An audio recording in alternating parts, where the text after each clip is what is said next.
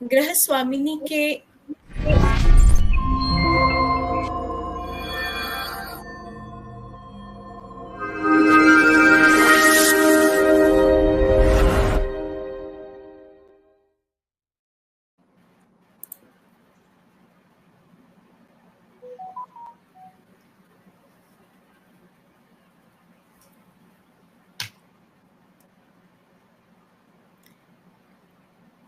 नमस्कार। नमस्कार। गृह स्वामिनी के आयोजन अंतर्राष्ट्रीय कथा महोत्सव में मैं पूजा अनिल स्पेन से सभी का हार्दिक स्वागत करती हूँ, अभिनंदन करती हूँ। आज कथा महोत्सव के अंतर्गत दिव्या माथुर जी के उपन्यास तिलिस्म पर हम बातचीत करेंगे और इसके लिए हमारे साथ यहाँ उपस्थित हैं। एक सेकेंड आप रुकिएगा।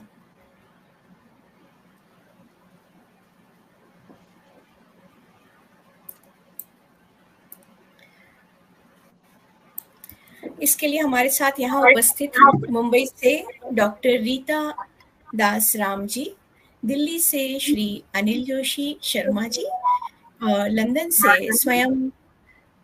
से स्वयं दिव्या माथुर जी, और दिल्ली से ही श्री जितेंद्र श्रीवास्तव जी, जो हमारे कार्यक्रम की आज अध्यक्षता करेंगे। आप सभी का तहे दिल से स्वागत है, अभिनंदन है। वैसे तो दिव्या जी एक वैश्विक पर्सनैलिटी हैं। साहित्य जगत में शायद ही कोई हो जो इनसे अपरिचित हो। वे एक बेहद प्रसिद्ध नाम है वैश्विक स्तर पर, किंतु भविष्य में जब कोई इन्हें खोजते हुए यहाँ तक आ पहुंचे, इस कार्यक्रम को सुन रहा हो, तो उनके बारे में एक छोटी सी जानकारी, छोटा सा सूत्र अपने साथ अवश्य ले जाए। इसके लिए मैं उनका एक छोटा सा बेहद संक्षिप्त सा परिचय पढ़ना चाहूंगी, जिसे दिव्या जी ने आग्रह किया था और भी संक्षिप्त कर सकें, तो लेकिन मैं और ज़्यादा संक्षिप्त नहीं करना चाहूंगी। तो दिव्या जी वातायन यूके की संस्थापक हैं, रॉयल सोसाइटी ऑफ आर्ट्स की फेलो हैं, आशा फाउंडेशन की संस्थापक सदस्य हैं, ब्रिटिश लाइब्रेरी की फ्रेंड, पद्म भूषण मोटूरी सत्यनारायण लेखन सम्मान इन्हें मिल चुका है, वनमाली कथा सम्मान और आर्ट्स काउंसिल ऑफ इंग्लैंड में आर्ट्स अचीवर जैसे अनेकों पुरस्कारों से अलंकृत हैं। दिव्या जी, आप नेहरू केंद्र लंदन में वरिष्ठ कार्यक्रम की अधिकारी, विश्व हिंदी सम्मेलन 2000 की सांस्कृतिक उपाध्यक्ष, यूके हिंदी समिति की उपाध्यक्ष और कथा यूके की अध्यक्ष रह चुकी हैं। आपका नाम 21वीं सदी की प्रेरणात्मक महिलाएं, आर्ट्स काउंसिल ऑफ इंग्लैंड की waiting room, Asians who's who, secrets of words, inspirational woman जैसे कई ग्रंथों में सम्मिलित है। आप बहुपुरस्कृत लेखिका, बाल पुस्तकों की अनुवादक और संपादक हैं, जिनके 8 कहानी संग्रह, 8 कविता संग्रह, 2 उपन्यासों के नाम भी बताती हूँ मैं, तिलिस्म और शाम भर बातें। दूसरा उपन्यास जो है शाम भर बातें, बीए ऑनर्स के पाठ्यक्रम में भी शामिल किया जा चुका है। और इनके आगे बाल उपन्यास हैं बिन्नी बुआ का बिल्ला, 5 संपादित कहानी और 7 काव्य संग्रह प्रकाशित हैं। साहित्य academy Shimla, Jaipur literature festival, विश्व रंग भोपाल, कोलंबिया, न्यूयॉर्क, हिंदी विश्वविद्यालय वर्धा जैसे कई प्रतिष्ठित विश्वविद्यालयों द्वारा आमंत्रित और सम्मानित की जा चुकी हैं। उनकी कई पुस्तकें प्रतिष्ठित विश्वविद्यालयों के पाठ्यक्रम में सम्मिलित हैं। दर्जनों शोध किए जा चुके हैं इनके लेखन पर। दूरदर्शन द्वारा आपकी कहानी पर एक टेलीफिल्म बनाई गई है, डॉक्टर निखिल कौशिक द्वारा निर्मित घर से घर तक का सफर। और दिव्या माथुर जी को विभिन्न फिल्म फेस्टिवल्स में भी शामिल किया जा चुका है। तो मैं आपका हार्दिक अभिनंदन करती हूँ, स्वागत करती हूँ दिव्या जी। मैं कार्यक्रम शुरुआत करूँ उससे पहले आपसे कुछ चंद बातें ज़रूर सुनना चाहूँगी। स्वागत है आपका। मेरे को तो लगता है कि लेखक को तो बोलना नहीं चाहिए जब समीक्षा हो रही हो तो इसलिए मैंने बिल्कुल, हम पहले समीक्षाएँ तो मैं अवश्य सुनेंगे। आपका बहुत-बहुत हार्दिक धन्यवाद प्रेमचंद जयंती के ऊपर जो गृहस्वामी ने ये आयोजित किया है सम्मेलन महा यू नो कार्यक्रम, उसके लिए मैं बहुत-बहुत उनको बधाई देती हूँ। और इतना बड़ा आयोजन करना आसान नहीं है, मैं जान सकती हूँ, माता इनके कार्यक्रमों को मैं आयोजित करती रहती हूँ इसलिए, और वैश्विक के भी, तो इसलिए मैं जानती हूँ कितनी मेहनत होती है उसके पीछे। तो मैं अर्पणा सन सिंह और रहमान गृहस्वामी की पूरी टीम को बहुत-बहुत बधाई देती हूँ। और धन्यवाद पूजा कि तुम अच्छा संचालन कर रही हो, और अब हम धन्यवाद। रीता जी, अनिल जी और जितेंद्र जी को सुनने के लिए मैं जी, बेकरार हूँ, और मुझे जी। आपने बाहर ही रखे तो अच्छा हो। धन्यवाद। धन्यवाद, धन्यवाद दिव्या जी, बिल्कुल। और आपको तिलिस्म के लिए बहुत-बहुत बधाई। आज हम इसी पर चर्चा करेंगे। तो शुरुआत करने से पहले मैं चाहती हूँ कि मैं तिलिस्म से ही एक छोटा-सा 2-4 पंक्तियाँ हैं, उससे शुरुआत करती हूँ। जिससे दिव्या जी की कविता की प्रतिभा भी हम देखेंगे कि खाली उपन्यास ही नहीं है, उपन्यास में कविता भी है। तो वो ये कहती हैं, सुनो उपेंद्र तुम देकर ध्यान, बसंत ऋतु की क्या पहचान, भंवरों की गुनगुन से जागे, संग तितलियों के हम भागे, सूर्योदय होने पर डोले, टर टर कर मेंढक बोले, खुले कंद कर पटर पटर, नर्म नए पत्ते सुंदर। तो इतनी सुंदर कविता आपने अपने उपन्यास में डाली है दिव्या जी, तो इसे मेरे पढ़ने का लोभ संवरण नहीं कर पाई। लेकिन हम इससे आगे चलेंगे अब, और मैं सबसे पहले रीता दास राम जी को आमंत्रित करना चाहूंगी। वे आज हमारे लिए समीक्षा अपनी लेकर प्रस्तुत हुई हैं दिव्या जी के उपन्यास तिलिस्म के लिए। तो रीता दास राम जी का एक संक्षिप्त परिचय भी प्रस्तुत करना जरूरी समझती हूँ मैं। रीता दास राम जी कवित्री हैं, लेखिका हैं, नागपुर से बिलोंग करती हैं। उनका नागपुर में जन्म हुआ है, लेकिन वर्तमान आवास मुंबई महाराष्ट्र में है। एमए, एमफिल, पीएचडी हिंदी में इन्होंने मुंबई यूनिवर्सिटी से की है। और इनकी प्रकाशित पुस्तकें हैं हिंदी उपन्यासों में मुंबई, ये हिंदी उपन्यासों में मुंबई एक नाम है, अनंग प्रकाशन दिल्ली से प्रकाशित हुआ है। और उपन्यास पच्चीकारियों के दरकते अक्स है, वैभव प्रकाशन से है।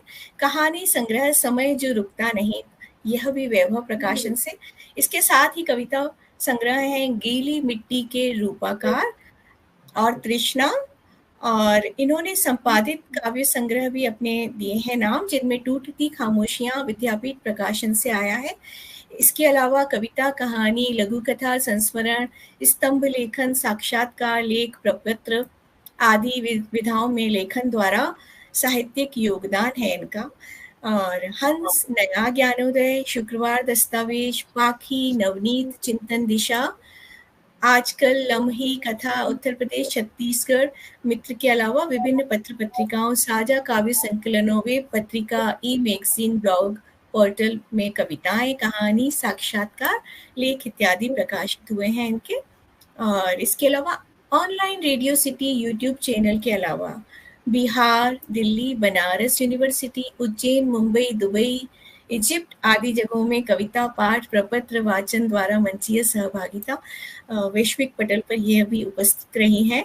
तो एक छोटी सी और चीज़ है, सम्मान इन्हें जो मिल चुके हैं मैं बताना चाहूँगी। शब्द प्रवाह सम्मान, अभिव्यक्ति गौरव सम्मान, माफ़ कीजिएगा, शब्द प्रवाह साहित्य सम्मान, अभिव्यक्ति गौरव सम्मान, हेमंत स्मृति सम्मान, शब्द मधुकर सम्मान, आचार्य लक्ष्मीकांत मिश्र राष्ट्रीय सम्मान, और हिंदी अकादमी मुंबई द्वारा महिला रचनाकार सम्मान, शिक्षा भूषण सम्मान एवं अंतर्राष्ट्रीय साहित्य सेतु सम्मान। विस्तृत पटल पर इन्हें काफ़ी सम्मान मिले हैं। और बेहद विदुषी रीता दास राम जी हमारे साथ अब उपस्थित हैं। आप आमंत्रित हैं, सादर आपका स्वागत है। बहुत बहुत धन्यवाद पूजा जी। सभी को मेरा नमस्कार। गृह स्वामिनी के इस मंच को नमन करती हूँ। मंचासीन सभी विद्वज्जन, दिव्या माथुर जी, अनिल जोशी जी, जितेंद्र श्रीवास्तव जी एवं अन्य सभी उपस्थित विद्वज्जनों को मेरा प्रणाम। गृह स्वामिनी का आभार व्यक्त करती हूँ कि उन्होंने मुझे स्थान दिया।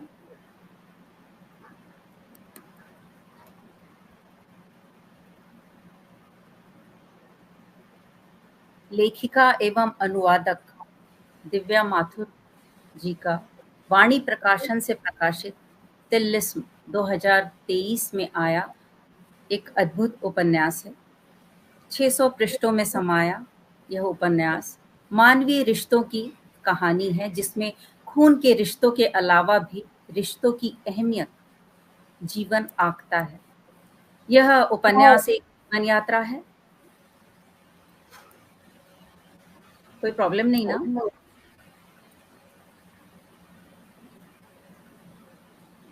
बोलिए, आप बोलिए। कोई प्रॉब्लम नहीं ना? नहीं, नहीं, कोई बिल्कुल समस्या नहीं। रीता जी, आप कहिए। यह उपन्यास एक जीवन यात्रा है, जिसमें भविष्य के नाम पर सब गड़बड़ है, वर्तमान बिखरा हुआ है, भूतकाल दाग धब्बों के सिवाय कुछ नहीं। फिर भी नियति कहती है जीवन चक्र जारी है, रहेगा। तिल्लिस्म उपन्यास पितृसत्तात्मक समाज में आर्थिक विषमताओं को बयान करता निर्धन परिवार में पिता का अमानवीय रूप प्रस्तुत करता है। परिवार का मुखिया और सर्वेसर्वा होने की हैसियत से पिता का अधिकार पूर्वक पत्नी या बच्चों पर अत्याचार, उनका शोषण, पत्नी के साथ नग्नता के दृश्य, आत्मकेंद्रित स्वभाव ऐसा कि बच्चों को खाना दिखाकर अपना मनपसंद हिस्सा तलाशना, ये कुछ ऐसी तस्वीरें हैं जो पाठकों को हिला देती है। उपन्यास द्वारा समाज के भीतर निहित मानवीय कुरूपता, सच्चाइयों की खोल में गंधाता समाज, परंपराओं के नाम पर पलते ढकोसलों की फेहरिस्त लेखिका लंदन के बरक्स तुलनात्मक रूप से दिल्ली शाहदरे में मानवता तलाशती जीवन की नग्नावस्था सामने लाती है।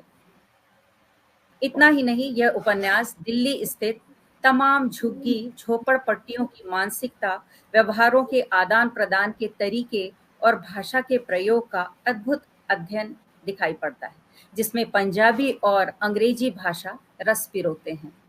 तिल्लिस्म पाठकों का संज्ञान लेती उपेंद्र की कहानी है, जो निम्न वर्गीय विषमताओं और विडंबनाओं का सविस्तार वर्णन है।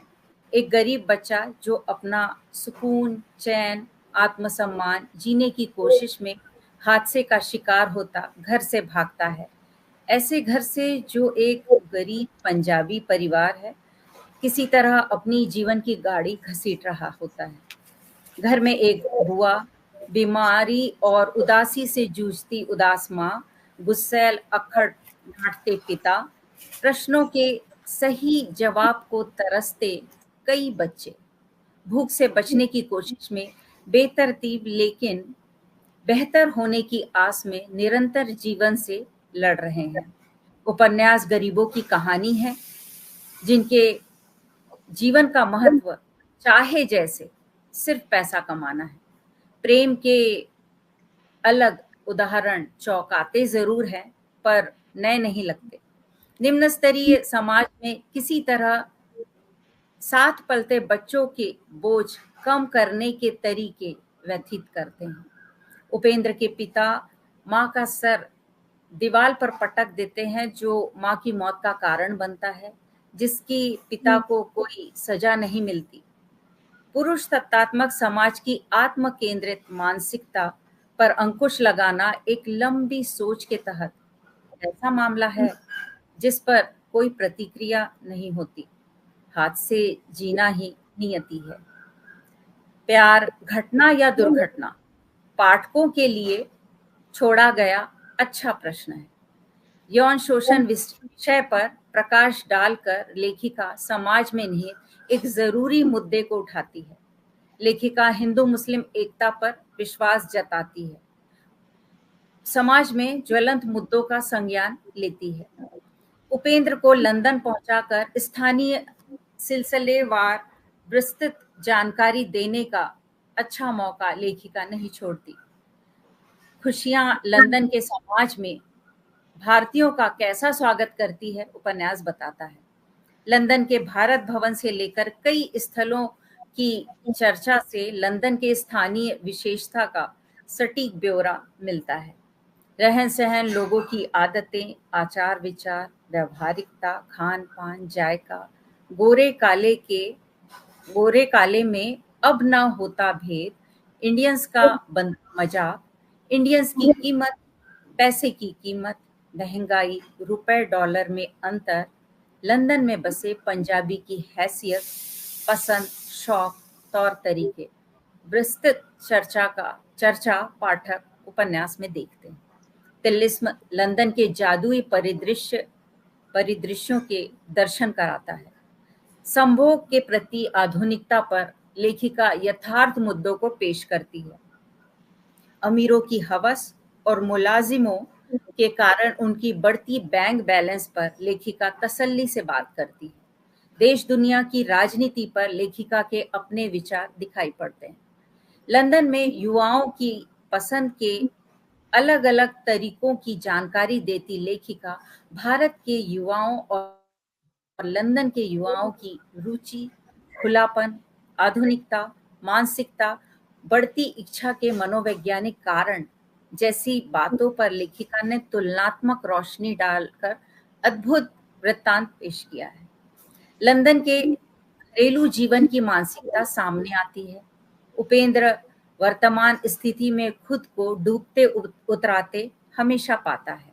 इस स्थिति को लेखिका पूरे उपन्यास में बहुत रोचक ढंग से प्रस्तुत करती है, जो हच डब लब लच से संबोधित होता है, जो डूबने का एहसास कराता है। विदेश में रहते भारतीयों को कब्जे में रखने की साजिश भी रची जाती है, यह उपन्यास बताता है। बिना सरहद के विश्व के किसी भी देश में बिना रोक टोक के जाने की सुंदर कल्पना लेखिका के अद्भुत वैचारिक क्षेत्र का विस्तार है, जिसके लिए सदियों लंबा इंतजार और समय अब भी बाकी है, कम पड़ेगा। उपन्यास छोटे छोटे हादसों को बुनता है। बहुत बड़ा लंबा उपन्यास है, उसके लिए लेखिका की जटिल होते कार्यों को समझ सकती हूँ। स्त्री पात्रों द्वारा समाज में विरोधों को झेलती स्त्रियां, उन पर होते अत्याचार, अलग अलग होते हादसों का जिक्र, समाज में स्त्रियों की स्थिति पर लेखिका की पैनी दृष्टि उपन्यास बताता है। यह समाज के भीतर हाशिए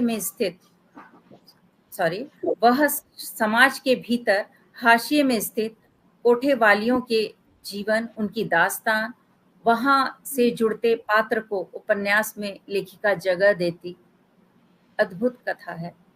स्पष्ट और सरल भाषा उपन्यास को एक ही सेटिंग में पढ़ने का लोभ पैदा करते हैं।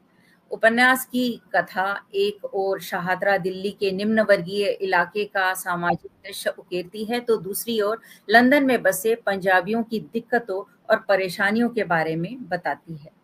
उपन्यास में पंजाबी और अंग्रेजी भाषा का भरपूर खुलकर इस्तेमाल किया गया है, जो कि मनमोहक लगता है, जो पात्रों के स्थान विशेषता के अनुसार मानसिक स्थिति उनकी और समयानुसार बोलचाल की सटीक अभिव्यक्ति महसूस कराता है। बिना जटिलता और वैचारिक पेंच के उपन्यास अत्यंत सरलता से अपनी बात पाठकों के समक्ष रखने में सफल हुआ है। मैं लेखिका को बहुत बधाई दूंगी और मंच का आभार। धन्यवाद रीता दास जी, बहुत ही सुंदर समीक्षा की आपने और सारगर्भित तौर से तिलिस्म का पूरा वर्णन हमारे सामने आपने उपस्थित कर दिया है। बहुत सुंदर समीक्षा, धन्यवाद आपको। मैं पढ़ रही थी जिस समय इस उपन्यास को पढ़ना शुरू किया था, तो मुझे लगा कि शायद कोई ऐसी कोई घटना होगी जिसमें एक व्यक्ति फंस गया है और उससे छटपटा कर निकलने की कोशिश करता है, लेकिन पढ़ते पढ़ते महसूस हुआ कि यह एक पारिवारिक घटनाक्रम चल रहा है जिसमें हमारा समाज शामिल होता जा रहा है। धीरे-धीरे करके ऐसे नए-नए नाम और पात्र जुड़ते गए जो ऊँचाई तक लेते जा रहे थे, तिलिस्म की गहराई जहाँ तक है और ऊँचाई जहाँ तक है, दोनों तरफ लेते जा रहे थे। इसी संदर्भ में मुझे एक कथन याद आ रहा है। मुंशी प्रेमचंद का कथन है कि कथा में अगर किसी को सुख प्राप्त होता है, तो इसका कारण बताना होगा। दुःख भी मिलता है, तो उसका कारण बताना होगा। यहाँ कोई चरित्र मर नहीं सकता, जब तक कि मानव न्याय बुद्धि उसकी मौत न माँगे। सृष्टा को जनता की अदालत में अपनी हर एक कृति के लिए जवाब देना पड़ता है। कला का रहस्य भ्रांति है, पर वह भ्रांति जिस पर यथार्थ का आवरण पड़ा हुआ है। तो दिव्या जी का उपन्यास तिलिस्म भी यथार्थ के आवरण में भ्रांति का रहस्यमय संसार रचता है। उपन्यास के शुरुआत में पच, डब, लब, लच पढ़ते और उच्चारण करते हुए होने वाली बच्चों जैसी मासूम अनुभूति पन्ने दर पन्ने आगे बढ़ने पर धीरे-धीरे एक गहरे ज़ख्म में परावर्तित होने लगती है। एक छोटा-सा कुआँ एक असीम समुंदर की भाँति डरावना लगने लगता है। तो बस मैं चाहती थी कि बाद में दिव्या जी से इसके ऊपर बात करूँगी और जानना चाहूँगी कि उन्हें इस उपन्यास को लिखने की प्रेरणा कहाँ से मिली। लेकिन उससे पहले हम चलते हैं श्री अनिल जोशी जी की तरफ। तो मैं उन्हें आमंत्रित करूँगी कि वे अपनी समीक्षा हमारे सामने प्रस्तुत करें और इससे पहले मैं अनिल जी का एक परिचय देना चाहूँगी। अध्यक्ष अनिल कुमार जोशी हैं, वे वैश्विक हिंदी परिचय भी संक्षेप में दीजिएगा। जी, बिल्कुल। लोगों को सुनने की सबको आतुरता है, तो संक्षेप में। जी, जी, जी। वैश्विक हिंदी परिवार के संस्थापक अध्यक्ष हैं श्री अनिल कुमार जोशी जी। गृह मंत्रालय एवं तदुपरांत विदेश मंत्रालय भारत सरकार के उच्चाधिकारी के रूप में विश्व के विभिन्न देशों में सेवारत रह चुके हैं वे। और आपने लगभग 9 वर्षों तक ब्रिटेन तथा फिजी के राजनयिक के रूप में कार्य करते हुए हिंदी भाषा के प्रचार, प्रसार एवं विकास के क्षेत्र में असाधारण उपलब्धियां प्राप्त की हैं। भारतीय राजनयिक एवं विदेश नीति के अधिकारी, विद्वान और प्रवासी साहित्य के गंभीर अध्येता के रूप में आपकी पहचान सुस्थापित है। हिंदी अनुवाद, निबंध, लेखन, नाटक, कविता, लेख, समीक्षा, ब्लॉग लेखन आदि में भी आपका उल्लेखनीय कार्य रहा है। श्री अनिल शर्मा ने केंद्रीय अनुवाद ब्यूरो, राजभाषा विभाग आदि संस्थाओं में महत्वपूर्ण योगदान दिया है। मोर्चे पर नींद कहाँ है और धरती एक पुल, इनके संपादन में ब्रिटेन के कवियों के ये संकलन आ चुके हैं। आपके चर्चित कविता संग्रह रहे हैं प्रवासी लेखन, नई जमीन नया आसमान, और प्रवासी साहित्य के क्षेत्र में उल्लेखनीय कृतियां हैं प्रवासी लेखन, नई जमीन, नया आसमान। तो मंच में आपको आमंत्रित करती हूँ मंच पर। अनिल जोशी जी, आपका स्वागत है। जी, धन्यवाद गृह स्वामिनी इतना अच्छा आयोजन कर रही हैं। सबसे पहले उनको बधाई। और डॉक्टर रीता जी ने बहुत ही अच्छी समीक्षा, सूत्र वाक्यों का एक पूरा सघन संगठन था उनके पास और बहुत अच्छी समीक्षा पढ़ी, उनको धन्यवाद। और आपने अभी बड़ी कुछ मार्मिक बातें उनके लेखन के बारे में बताई, तो आप बहुत अच्छा संचालन कर रहे हैं, आपको भी बधाई। और जितेंद्र जी को तो हम सुनेंगे ही, साथ ही कई महत्वपूर्ण रचनाकार मैं देख रहा हूँ कि हमारे बीच में आदरणीय नासिरा जी हैं, डॉक्टर उषा किरण जी हैं, उन सब लोगों को भी मेरा सम्मान सहित नमस्कार। दिव्या जी हैं या हमें दिख नहीं रही हैं? अपर्णा जी, क्या स्थिति है? मैम अभी नहीं है, लगता कोई नेट का प्रॉब्लम हो गया है। अच्छा, क्योंकि मैसेज भी इन तक पहुंच नहीं रही है, क्योंकि अभी तक तो वो थी। और तो चलिए हम बात शुरू करते हैं कि जैसे ये जो उपन्यास है, हम लोगों को शायद भारत में, क्योंकि उपन्यासों को काफ़ी हम देखते रहते हैं, पढ़ते भी हैं, अच्छे उपन्यास और उपन्यासों की एक श्रृंखला है। लेकिन जब हम विदेश में जाते हैं तो विदेश में ऐसा उपन्यास लिखना इतना साधारण नहीं है।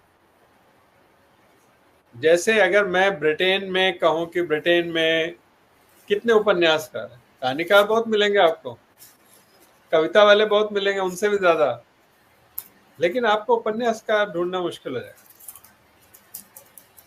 ऐसे ही अमेरिका में आप चले जाएं तो आप पाएंगे कि बड़ी कठिनाई से आप 2, 4, 5 लोगों को मुश्किल से ये पाएंगे कि उन्होंने उपन्यासों, जैसे सुषम जी का हम नाम ले सकते हैं, और विशेष रूप से अगर हमें कहीं मिलते हैं तो मॉरिशस और फिजी में मिलते हैं। तो उपन्यास लिखना ही अपने आप में एक बहुत महत्वपूर्ण बात है। मैं ये कहना चाहता हूँ, अगर ब्रिटेन के उपन्यासकारों को देखेंगे तो ब्रिटेन में इन्हीं के 2 उपन्यास आपको दिखाई देते हैं, या आगे पीछे एक आध कोई उपन्यास हो तो हो, परंतु बहुत ज्यादा उपन्यास लेखन आपको नहीं दिखाई दे। फिर उस उपन्यास जिसकी डॉक्टर रीता जी ने बात की कि 700 मतलब एग्जैक्टली 689 पेजेस, और उसके बाद उनको ऐसा लग रहा था कि मेरे को तो ऐसा लग रहा था कि मैं स्टॉप कैसे करूं।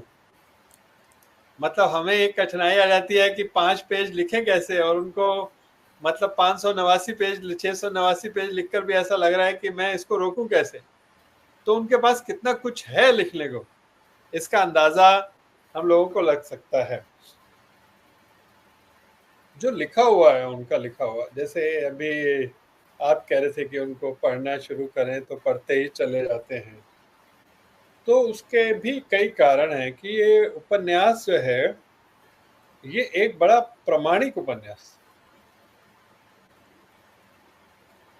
अब जब मैं इसको प्रामाणिक कह रहा हूं तो इसका मतलब जैसे कई चीजें होती है ना, हम कल्पना से, इसमें भी फैंटेसी बहुत है, लेकिन वो एक अलग सवाल पर हम आते हैं, परंतु इसमें से बहुत सारी चीजें ऐसी हैं जो हम व्यक्तिगत रूप से जानते हैं कि जिनसे उनका जीवन गुजरा है।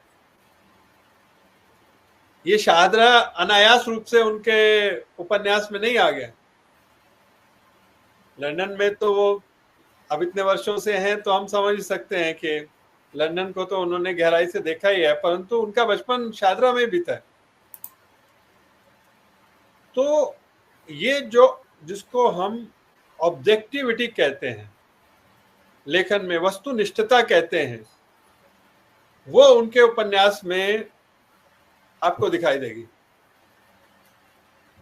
और उसका वितान इतना व्यापक फैला है कि उदाहरण के लिए जब हम दिल्ली की बात करते हैं तो आपको सिर्फ उस उपन्यास में दिल्ली की कुछ घटनाएं नहीं, एक तरीके से विभाजन के बाद की जो दिल्ली है उसकी भी एक बहुत बड़ी कहानी है। विभाजन के मतलब ये शाहदरा जैसा एक स्थान ऐसा था कि वो दिल्ली में काउंट नहीं होता था इस समय में कि कहां से आए, कहां जा रहे हैं, दिल्ली जा रहे हैं शाहदरा वाले जब इधर आते हैं जमुना पार। तो कैसे दिल्ली उस रूप में विकसित हुई, उस समय के लोगों के आग्रह पूर्वाग्रह, एक विकसित होती दिल्ली जिसका एक बड़ा हिस्सा जो है वो स्लम एरिया है, और उस दृष्टि से चाहे दिव्या जी के पुराने जो कहानी संग्रह उनको भी मैं देखता हूं, तो जैसे अभी हमारी चर्चा में आया भी कि जो आखिरी पायदान पर व्यक्ति बैठा है उसकी बात करना, उसकी मनस्थिति समझना। अब ये जो है कि मतलब ये एक जुमले की तरह या मुहावरे की तरह तो हम इस्तेमाल कर लेते हैं कई बार आखिरी आदमी, लेकिन उसकी कितनी गहरी समझ हो सकती है किसी लेखक में, ये उपन्यास उसका भी उदाहरण है कि कोई किसी को देखता है और सोचता है कि इनके घर में इतना आटा कैसे आता होगा। मतलब वो ये नहीं देख रहा कार कैसी है, उसके घर में जो डेकोरेटिव पीसेस हैं वो कैसे हैं, उनकी कोठी कैसी है। उसकी मनस्थिति ये है कि इनके घर में इतना आटा कैसे है कि इनको पूरा खाना मिल जाता है। अगर पास पड़ोस में अंडरगारमेंट्स जो है वो सुखाए जा रहे हैं, तो बच्चे ये कल्पना करते हैं हाँ इनके पास इतने अच्छे अंडरगारमेंट्स हैं, इतनी अच्छी बनियान है, हमें तो बनियान ही नहीं मिलती। उनके घर में जो पखाना है उसको लेकर एक बड़ा लंबा उन्होंने उसका उल्लेख किया है। और ये सारे उल्लेख जो हम सब लोग दिल्ली में पले बड़े और इन सारे क्षेत्रों को हमने देखा महसूस किया है, तो ऐसा लगता है कि इससे बेहतर, इससे प्रामाणिक, इससे दिलचस्प तरीके से उन बातों को नहीं लिखा जा सकता। और जब आप किसी बच्चे को ये सोचते हैं कि इनके पास कितना, कोई बच्चा ये सोचता है कि इनके पास इतना आटा कहाँ से आता होगा, तो आपकी आंख भीग जाती है। और ये मुझे ऐसा लगता है कि अगर इनकी मैं वहां की लंदन की भी कहानियों से जोड़ता हूं, जिसमें वहां जो ब्लैक्स हैं उनके जीवन की भी व्यथा कथा इन्होंने शामिल किए है, तो उससे ऐसा लगता है कि शायद ही ऐसा कोई प्रवासी कथाकार मुझे दिखाई देता है जो इतनी प्रामाणिकता के साथ ऐसा इतना सब कुछ जो है वो लिखने की, उनके जीवन को जो बिल्कुल आखिरी सीढ़ी पर बैठे हैं उनके जीवन को इस तरह से वो दिया जा सकता है। जैसे आपने कहा कि बड़ा अच्छा उनकी भाषा का भी जिक्र किया। आमतौर पर जैसे अगर बहुत है तो बहुत नहीं है, बहुत, भाव दब ओ की मात्रा और ता, और ये एक बार नहीं है, ऐसे हजारों शब्द। तो इसका मतलब जो कम्युनिकेशन है, जो अब हम ये महसूस कर रहे हैं, सिर्फ पंजाबी नहीं बल्कि बाकी सब भाषाओं का भी, जो अब कानपुर पर, मिर्जापुर पर, वसेपुर पर, कहाँ पर अब सीरियल बनाए जा रहे हैं, फिल्में बनाई जा रही हैं, तो लोगों को समझ में आई कि जो उसकी प्रामाणिकता है वो उसकी भाषा में भी है। प्रामाणिकता सिर्फ उस लोकेल में नहीं है कि हम कानपुर की बात करते हैं, बल्कि क्या उसी तरह से बात कर रहे हैं। तो ये एक बहुत महत्वपूर्ण बात है जो शायद उस रूप में उनको दुर्लभ बना देता है कि भाषा पर ऐसी पकड़। मैंने बहुत कम ऐसे लेखकों को देखा है जो कि इतनी तरह की भाषाओं का इस्तेमाल एक ही उपन्यास में कर सके, चाहे वो उर्दू है, चाहे वो शाहदरे की हिंदी है, और चाहे वो पंजाबी है, सब तरह की भाषाओं का, बूढ़े लोगों की भाषा, बच्चों की भाषा, जब बच्चे बोलते हैं तो कैसे बोलते हैं। तो मैं समझता हूं कि भाषा की दृष्टि से भी बहुत ही एक अनुसंधान करने वाली भाषा जो है इसमें है, और ये बहुत ही महत्वपूर्ण है। जब मैं प्रामाणिकता की भी बात कर रहा था तो मैंने देखा कि कई ऐसे उपन्यास जिसमें, क्योंकि अब समय ऐसा आ गया कि हमारे जो सेक्स के टैबूज हैं वो हट रहे हैं, बहुत सारे लोग खुला लिख रहे हैं, बहुत सारे लोग फैशन के कारण से लिख रहे हैं, बहुत सारे लोग उसको समझ कर भी लिख रहे हैं। परंतु मैंने ये पाया कि जैसे कोई एक उपन्यास में किसी का देख रहा था, ऐसे ही किसी विषय के ऊपर उन्होंने लिखा, होमोसेक्सुअलिटी पर लिखा, या तो उसमें क्या होता है कि हमारे संस्कार हमको दबा देते हैं, हमारी सोच हमको दबा देती है कि ये लिखूं या ना लिखूं, ये लिखना उचित है या नहीं है। जो मेरी एक पुरानी कविता है कि लिखने के लिए जो है सिर्फ शैली नहीं बल्कि साहस भी चाहिए। तो ये जो साहस उन्हें है कि बहुत सारी चीजों को, क्या इसकी जरूरत है कि एक छोटा सा बच्चा जो है जिसके साथ एक टीचर जो है वो एक होमोसेक्सुअल कुछ करने की कोशिश कर रहा है, और उसकी उस आयु में 5, 7, 8, 10 साल की आयु में वो उसके साथ व्याभिचार करता है और उसकी मृत्यु हो जाती है, जिसको ये डर है कि ये इसको उसके ऊपर ना वो मृत्यु आ जाए। तो ये एक अपने आप में एक लेखक का एक जिसको कहना चाहिए कि साहस का भी प्रतीक है कि वो इन सारे सवालों को दे सकता है, जिन सवालों को जिसको कहते हैं कि अंडर द कारपेट डालने की कोशिश की जाती है, वो उन सारे सवालों से दो चार होता है। तो ये बहुत ही मैं समझता हूं कि इनके, और ये फिर न केवल सिर्फ इस बात से जुड़ी बात नहीं है कि वो एक बचपन में ऐसा होता है, बल्कि ये काफी हद तक एक बड़े सवाल के रूप में वो आ जाता है,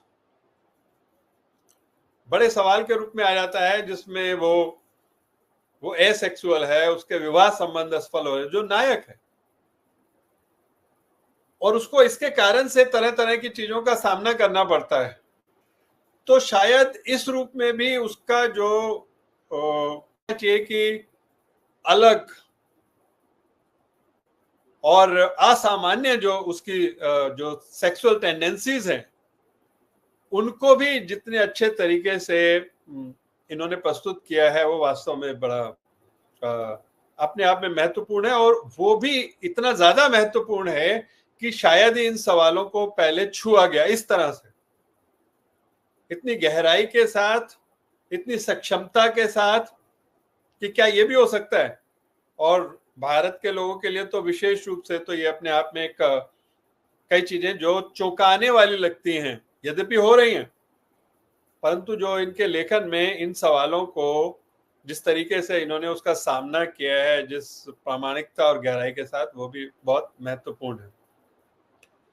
जैसे मैंने कहा कि एक समय भी और बच्चों की भी इसमें जैसे अभी उल्लेख हुआ था कि स्त्री विमर्श भी, जिसमें उनके पिता की भी बात आती है, तो वो जो मतलब जो कहानी है, जिस कहानी, किसी भी कहानी या किसी लेखन की विशेषता ये ही नहीं होती कि वो एक वाक्य में एक कहानी एक दिलचस्प तरीके से कह रहा है, बल्कि वो कितनी अर्थगर्भित है, कितनी लोडेड है, जिसमें से हम कितनी बातें समझ रहे हैं, ये भी बहुत महत्वपूर्ण है। तो अगर वो छोटे बच्चे बात कर रहे हैं, तो एक बच्चा बात करता है कि भाई अच्छा ये जो है इनको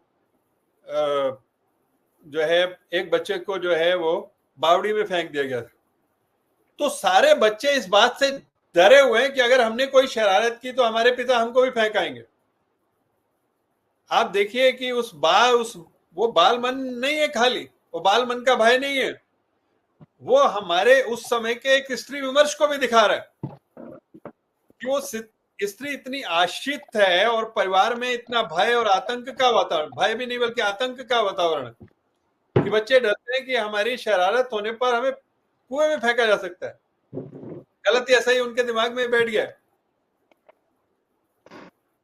और ये अपने समय का तो निश्चित रूप से दस्तावेज है ही, क्योंकि 1950-60 से जब वो शादरा बन रहा था, उससे लेकर जो 70-75 में जो आपातकाल हम दिखाई देता है, और संजय गांधी का और बाकी सब लोगों का उल्लेख दिखाई देता है, और हम में से कुछ लोगों ने, जिसमें मैं भी हूं, वो युग देखा है कि उस युग के अंदर लोगों की मनस्थितियां क्या थी। तो उसको भी किसी भी उपन्यास में वो इसलिए भी याद किया जाता है कि अगर ये पढ़ना है कि उस समय क्या हुआ था, तो उसको पढ़ो। तो ये उपन्यास उस कारण से भी बड़ा महत्वपूर्ण बन जाता है। और एक बात जिसका उल्लेख किया अभी इन्होंने, कि जो एक प्रवासी लेखक है, उसकी एक बड़ी बात यह है कि वो अपने जो तथाकथित जाति, धर्म और समाज की सीमाएं हैं, उनसे बहुत आगे चला जाता है। अगर वो स्वाभाविक रूप से उस जीवन को जीता और समझता है, उसका कारण यह है कि वो दड़बों में या छोटी छोटी सोच में फंसा नहीं रहता। और यहां भी उसकी एक इंतिहा है, जो एक बालक एक बड़े ही, जिसको कहना चाहिए कि ऐसे घर में जो गहरे रूप में धार्मिक है, जहां पूजा रोज होती है, संस्कार हैं वगैरह वगैरह, वो एक ऐसे घर में चला जाता है जिसमें पूरा जो मुस्लिम परिवार है, जिसमें मांस और बाकी सब चीजें, जिसकी कल्पना नहीं की जा सकती थी कि वो बच्चा उस परिवार में चला जाएगा और वैसा बन सकता है। फिर उसका संबंध पंजाबियों से भी आता है, और उसके साथ साथ उस समय के चाहे पंजाबियों के बारे में, चाहे बाकी लोगों के बारे में, मुसलमानों के बारे में, ईसाइयों के बारे में जो समाज के पूर्वाग्रह कि ये तो खराब होते हैं, इसलिए खराब होते हैं, वो इसलिए खराब होते हैं, वगैरह वगैरह वगैरह, तो इसलिए उस समाज को बड़े ठोस रूप में वो समाज भी हमको इसमें धड़कने लेता दिखाई देता है। लगभग वो 25 से 30 साल का जो भारतीय समाज है वो भी इसमें दिखाई देता है। तो ये जो तार हैं जो दिल्ली से लेकर शादरा से लेकर आपको लंदन तक दिखाई देते हैं, और अंतिम दृश्यों में लंदन भी है, फिर सिंगापुर भी है, तो ये जो प्रवास की ये कहानी है, ये भी एक वास्तविक कहानी है कि शुरुआत जिसकी भारत से होती है और जिसका विस्तार जो अपने पंख खोलती है विदेशों में, परंतु वो किस रूप में, किन अर्थों में जीवन बदल रहा है, उस जीवन की एक बड़ी गहरी समझ हमको देती है। तो मैं समझता हूं कि कई कारणों से ये उपन्यास दिव्या जी का न केवल शिखर उपन्यास है, बल्कि प्रवासी लेखन के भी अगर 5 महत्वपूर्ण उपन्यासों की चर्चा होगी मॉरिशस और फिजी से इतर, तो इस उपन्यास की गिनती अवश्य होगी। दिव्या जी ने ये लिखकर वास्तव में एक बहुत बड़ी एक रचनात्मक उपलब्धि हासिल की है, और उनका जिस तरीके से वो काम कर रही हैं, लिख रही हैं, और हम सब लोगों को, पूरा हिंदी समाज को उनका योगदान है। मैं समझता हूँ कि आगे भी हम ईश्वर से प्रार्थना करते हैं कि वो स्वस्थ रहे, उनकी कलम ऐसे ही चलती रहे, और ऐसे ही अद्भुत असाधारण उपन्यास वो लिखें जिसमें जीवन तो है ही। देखिए फैंटेसी कितनी है, मतलब उसमें शायद सैकड़ों सपने हैं, सैकड़ों। वो हर बार सपना भी देखते हैं, मतलब वो एक सचेत भी है और सबकॉन्शियस माइंड भी जो है उसको भी पढ़ रही है। तो वो न केवल बाल मनोविज्ञान बल्कि मनोविज्ञान की दृष्टि से भी ये बड़ा महत्वपूर्ण उपन्यास है, क्योंकि उसको किस समय में कौन सा सपना आ रहा है और उस सपने की क्या इंटरप्रिटेशन है। तो मैं समझता हूं कि अपने व्यक्ति मन और समाज मन को समझने के लिए वो सपने भी बहुत बड़ा संकेत हैं। और इन्हीं सब कारणों से, और जो एक मृत्यु का जो आलाप है जो बार बार पबलब पच के रूप में हमारे सामने आता है, तो वो इसको एक ऐसा तिलिस्म बनाता है जो कि एक सच भी है, एक तिलिस्म भी है, एक फैंटेसी भी है। और अगर हम यथार्थवाद पर जाएं तो बहुत यथार्थवादी है, अगर हम फैंटेसी पर जाएं तो ये बहुत फैंटेसी है जिसमें सैकड़ों सपनों की बात है। तो कुल मिलाकर ऐसे अद्भुत उपन्यास के लिए दिव्या जी को बहुत बहुत धन्यवाद अनिल जी, बहुत सुंदर और रोचक तरीके से आपने तिलिस्म के बारे में बताया। बल्कि मैं पढ़ रही थी, जिस तरीके से आप ये सब बातें कह रहे हैं, तो पूरा उपन्यास मेरी आंखों के आगे घूम रहा है इस समय। जो आपने बताया उसी तरीके से घटनाएं घट रही थी। बल्कि एक और संवेदनशील घटना थी जिसमें उनका कुत्ता है मोती, उन्हें ऐसा लगता है कि उसे मारकर, बच्चे लोग ऐसा समझते हैं, उसे मारकर उन्हें खिलाया जा रहा है। तो एक बार तो वे रुक जाते हैं, सहम जाते हैं कि हम ऐसा कैसे कर सकते हैं। तो ये गरीबी की हद थी कि वे लोग एक रोटी के लिए, आधी रोटी के लिए, बच्चा वो कहता है कि काश मैं अपनी बहन की तरह आधी रोटी कुत्ते को दे सकता, लेकिन मेरे पास अगर 4-5 रोटी और होती तो मैं वह भी खा जाता। तो बहुत ही सुंदर समीक्षा की है आपने, और जिस तरह से आपने इसे विदेश और देश के बीच में, शाहदरा और लंदन के बीच में आपने इसे स्थित किया है, ये परिस्थिति को समझना जानना हमारे लिए, दर्शकों के लिए, पढ़ने वालों के लिए, आगे जो समीक्षाएं करेंगे उन समीक्षकों के लिए, सबके लिए ये बहुत बड़ा बिंदु है। जो भी आलोचक, जो भी समीक्षक बाद में इस कार्यक्रम से जुड़ेंगे, सुनेंगे इसे, उन्हें यह बिंदु बेहद प्रभावित लगेगा और आवश्यक भी है इसको जानना समझना कि इसके बैकग्राउंड में क्या है। आप किसी भी चीज़ को जब लिखते हैं, उपन्यास खास तौर पर, तो उसकी भाषा, शैली, कथानक, सब कुछ के ऊपर आपका कितना पकड़ है, कितना प्रभाव है, ये सब आपकी बातों से अनिल जी पता चला है कि कहाँ से दिव्या जी ने इन्हें समझा, सीखा, उठाया है और किस तरह से उन्होंने इसे सुंदर तौर पर एक सुगठित उपन्यास के रूप में हमें दिया है उपहार। तो बहुत बहुत धन्यवाद अनिल जी, बहुत बहुत धन्यवाद। दिव्या जी, आपने आधा ही शायद सुन पाई हैं इसका, बीच में डिस्कनेक्ट हो गया था आपके यहाँ इंटरनेट, लेकिन अनिल जी ने जितनी सारी बातें कही हैं वो शायद आप बाद में रिकॉर्डिंग में सुन पाए। बहुत ही रोचक तरीके से उन्होंने आपके उपन्यास के बारे में बताया है। इस एरिया में कुछ इंटरनेट का प्रॉब्लम चल रहा है, तो मैं तो बिल्कुल इतनी चिकनलेस, क्या कहते हैं ना, हेडलेस चिकन की तरह भागना दौड़ना, उसका हिंदी में मुझे मालूम नहीं क्या है। तो मैं दौड़ भाग कर रही थी कि किसी तरह लग जाए फोन पे या लैपटॉप पे। तो अभी भी अगर जुड़ नहीं पाऊँ तो आप ध्यान रखिएगा, बहुत परेशान मत होइएगा। नहीं, कोई बात नहीं, यूट्यूब पर रहेगा, बाद में आराम से हम बाद में आपसे बात अवश्य करेंगे। तो मैं दर्शकों को बता देना चाहूंगी कि आज हम गृह स्वामिनी के पेज पर कथा, कथाकार और पाठक कार्यक्रम के अंतर्गत दिव्या माथुर जी के उपन्यास तिलिस्म पर बातचीत कर रहे हैं। और इस समय हमारे साथ बहुत से लोग यूट्यूब से जुड़े हुए हैं, काफ़ी लोग दिव्या जी को बधाइयाँ दे रहे हैं और काफ़ी लोग जो हैं कार्यक्रम को बहुत सराह रहे हैं। मैं कुछ उनमें से नाम कहना चाहूँगी। रजनी दुर्गेश जी हैं, रीता शेखर जी हैं, उषा किरण जी हैं, नासिरा जी हैं और सृजन जी हैं, सरोज शर्मा जी हैं, रक्षा गीता जी हैं, आशा बर्मन जी हैं, डॉक्टर जयशंकर यादव जी हैं, रविंद्र कात्यायन जी हैं और महादेव कोलूर जी हैं, वंदना मिश्रा जी भी हैं, विनीत सिंह जी हैं, समर्पिता जोशी जी हैं, अतुल कुमार जी हैं, काफ़ी लोग इस समय जुड़े हुए हैं, भूपेंद्र सिंह जी भी हैं। वे सब आप हमारी समीक्षाएं सुन भी रहे हैं और लिख भी रहे हैं समीक्षाओं के बारे में अपनी टिप्पणी।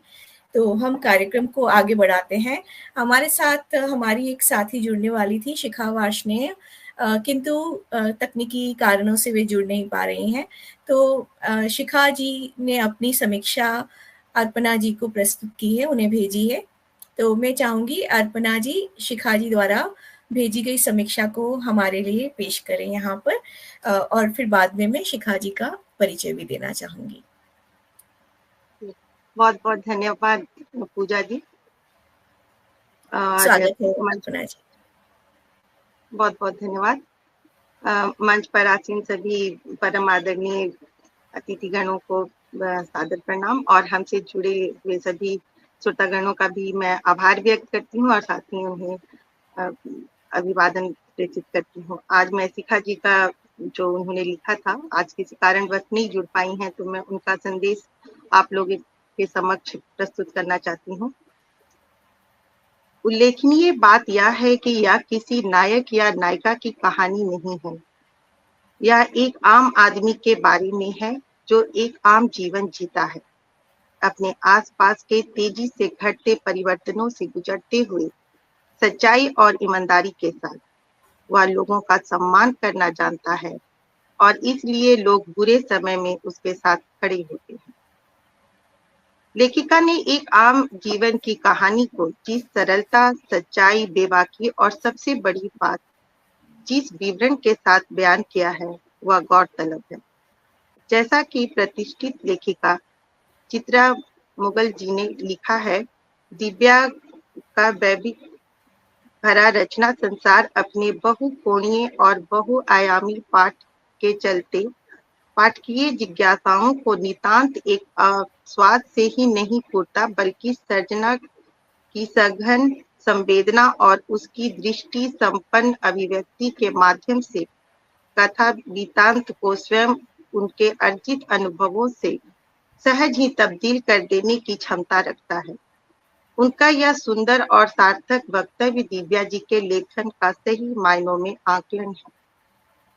मन का, मंतव्य का, मानसिकता का तिलिस्म एक ऐसा उपन्यास जिसका आकार और पृष्ठ संख्या देख आप उसे उठाने से डरते हैं, परंतु जब पढ़ना शुरू करते हैं तो वह आपको पूरी तरह से अपनी गिरफ्त में ले लेता है और आप उसके तिलिस्म में फंसते चले जाते हैं। हर एक वाक्य में एक मुद्दा, एक झंझावत इतनी गहराई से पिरोया गया है कि पाठक अचंभित रह जाता है। बात अपने आसपास की ही लगती है, परंतु लगता है वह इसे देख क्यों नहीं पाया। बस इसी को बेहतरीन शैली में दिखाया है लेखिका दिव्या माथुर जी ने। कठोर पिता और पीडोफाइल शिक्षक से तंग आकर घर से भाग निकलने और दोहरा जीवन जीने को अभिषिक्त नायक भंगी कॉलोनी के अनाथ लड़के अली की मदद से एक मांस की दुकान में नौकरी करने लगता है, जहां वह मांस को बेहतर काटने और सड़कों पे सोने के तरीके सीखता है। यह उपन्यास पुरुष शोषण, संघर्ष, प्रेम और सेक्स संबंधित कई समस्याओं पर आधारित है और लेखिका का परकाया प्रवेश अद्भुत है। उन्होंने पूरे शोध एवं श्रम के साथ इस विषय को निभाया है। ऐसे ऐसे सवाल जो मन ही मन सब सोचते हैं, परंतु जिनका पूछना वर्जित है। आज के वादी युग में जहां लेखन में किसी न किसी बात का प्रभाव ही देखने को मिलता है, तिलिस्म में लेखिका ने ऐसे जमीनी मुद्दे उठाए हैं मनोविज्ञान के धरातल पर इंसान के अंदर की वास्तविक समस्याओं की पड़ताल का नाम है तिलिस्म। दिव्या माथुर समाज और मनुष्य के संबंधों की गहनता और जटिलता की व्याख्या करने का काम करती हैं। विचार उनकी कहानियों के केंद्र में रहता है। उन पर उपन्यास की भाषा शैली पाठक को पलक तक झपकने नहीं देती। लेखिका जहां जहां जिस परिवेश में कथानक के माध्यम से गई हैं, वहां का हर दृश्य और वाक्य उस स्थान की भाषा से जीवंत करती चली है। कथानक के अनुसार परिवेश और भाषा इतनी सहजता से बदलते हैं कि पाठक उसकी रवानगी में बहने लगता है। दिव्या माथुर की कहानियों में हिंदी, पंजाबी, उर्दू, ब्रिज, गुजराती बोलियों का प्रयोग हुआ है। इस उपन्यास की असाधारण बात यह है कि देश बदलने पर भाषाओं का लहजा भी बदल जाता है। संस्कृति और भाषा का इतना सटीक और सार्थक वर्णन मैंने आज तक नहीं देखा। दिव्या माथुर के पहले ही संग्रह आक्रोश के लोकार्पण के दौरान प्रोफेसर रूपर्ट स्नेल ने कहा था कि किपलिंग साहब को गलत सिद्ध करने वाला पूर्व और पश्चिम का सहज मिलन इनकी कहानियों में हो जाता है। संक्षेप में कहूँ तो मैंने ना जाने कितने अरसे बाद इतना बेहतरीन उच्च कोटि का उपन्यास पढ़ा जो लेखन के हर बिंदु पर उत्कृष्ट साबित होता है। इसका अनुवाद विश्व की हर भाषा में होनी चाहिए। इसे अवश्य पढ़ा जाना चाहिए। धन्यवाद। बहुत बहुत धन्यवाद अल्पना जी। बहुत ही सारगर्भित समीक्षा लिखी है शिखा जी ने। मैं शिखा जी का परिचय देना चाहूँगी। नई दिल्ली में जन्मी शिखा वार्ष्णेय मॉस्को स्टेट यूनिवर्सिटी से टीवी जर्नलिज्म में परास्नातक हैं। अब वे लंदन में रहती हैं और स्वतंत्र पत्रकारिता और लेखन कार्य में सक्रिय हैं। भारत देश के लगभग सभी मुख्य समाचार पत्र पत्रिकाओं में उनके आलेख प्रकाशित हो चुके हैं। लंदन डायरी नाम से दैनिक जागरण, राष्ट्रीय दैनिक जागरण में लंदन नामा नाम से नव भारत में नियमित कॉलम लिखती रही हैं। संत गाडगे बाबा अमरावती विश्वविद्यालय अमरावती के बीकॉम प्रथम वर्ष हिंदी अनिवार्य एवं श्री वेंकटेश्वर यूनिवर्सिटी तिरुपति के MA CBCS के कार्यक्रम में प्रवासी साहित्यकारों द्वारा रचित साहित्य में पाठ्यक्रम के अंतर्गत विश्वविद्यालय द्वारा स्वीकृत टेक्स्ट बुक में इनकी कविताएं शामिल हैं। मध्य प्रदेश सरकार का राष्ट्रीय निर्मल वर्मा सम्मान भारत से बाहर हिंदी के प्रचार प्रसार के योगदान के लिए 2022 में इन्हें दिया गया एवं विष्णु प्रभाकर राष्ट्रीय सम्मान 2021 में इन्हें दिया गया है। भारतीय उच्चायोग लंदन ने उन्हें साल 2014 का महावीर प्रसाद द्विवेदी पत्रकारिता सम्मान एवं एबीपी न्यूज़ द्वारा सर्वश्रेष्ठ ब्लॉगर सम्मान दिया गया है। इनकी प्रकाशित पुस्तकें हैं पाँव के पंख, देशी चश्मे से लंदन डायरी, मन के प्रतिबिंब, स्मृतियों में रूस, और इनके ब्लॉग हैं स्पंदन और बुक्खड़ गाट। तो बहुत अच्छी समीक्षा उन्होंने लिखी है, उन्हें बधाई है और बहुत बहुत धन्यवाद अर्पणा जी को इस समीक्षा को हमारे लिए प्रस्तुत करने के लिए।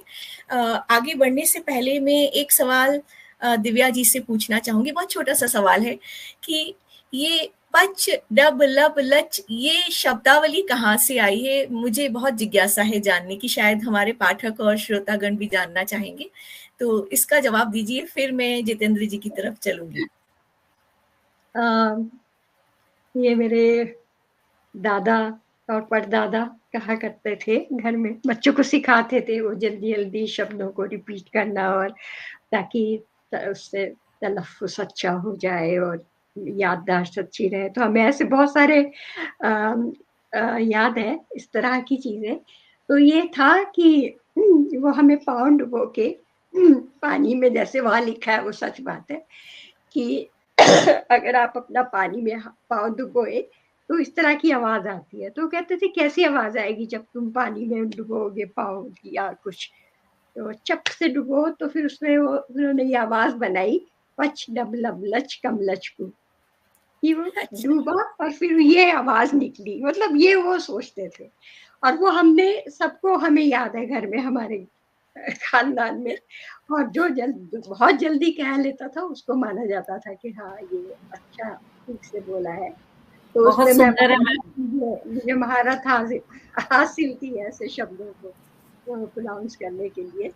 तो ये उसकी एक बड़ी, मेरा उसका नॉवल का पहले नाम यही था, पचडम लच कम लचकू, लेकिन सब लोगों के कहने पर मुझे बदलना पड़ा कि ये सब सोचेंगे क्या तमाशा है, ये क्या है, कुछ इसका मतलब नहीं है।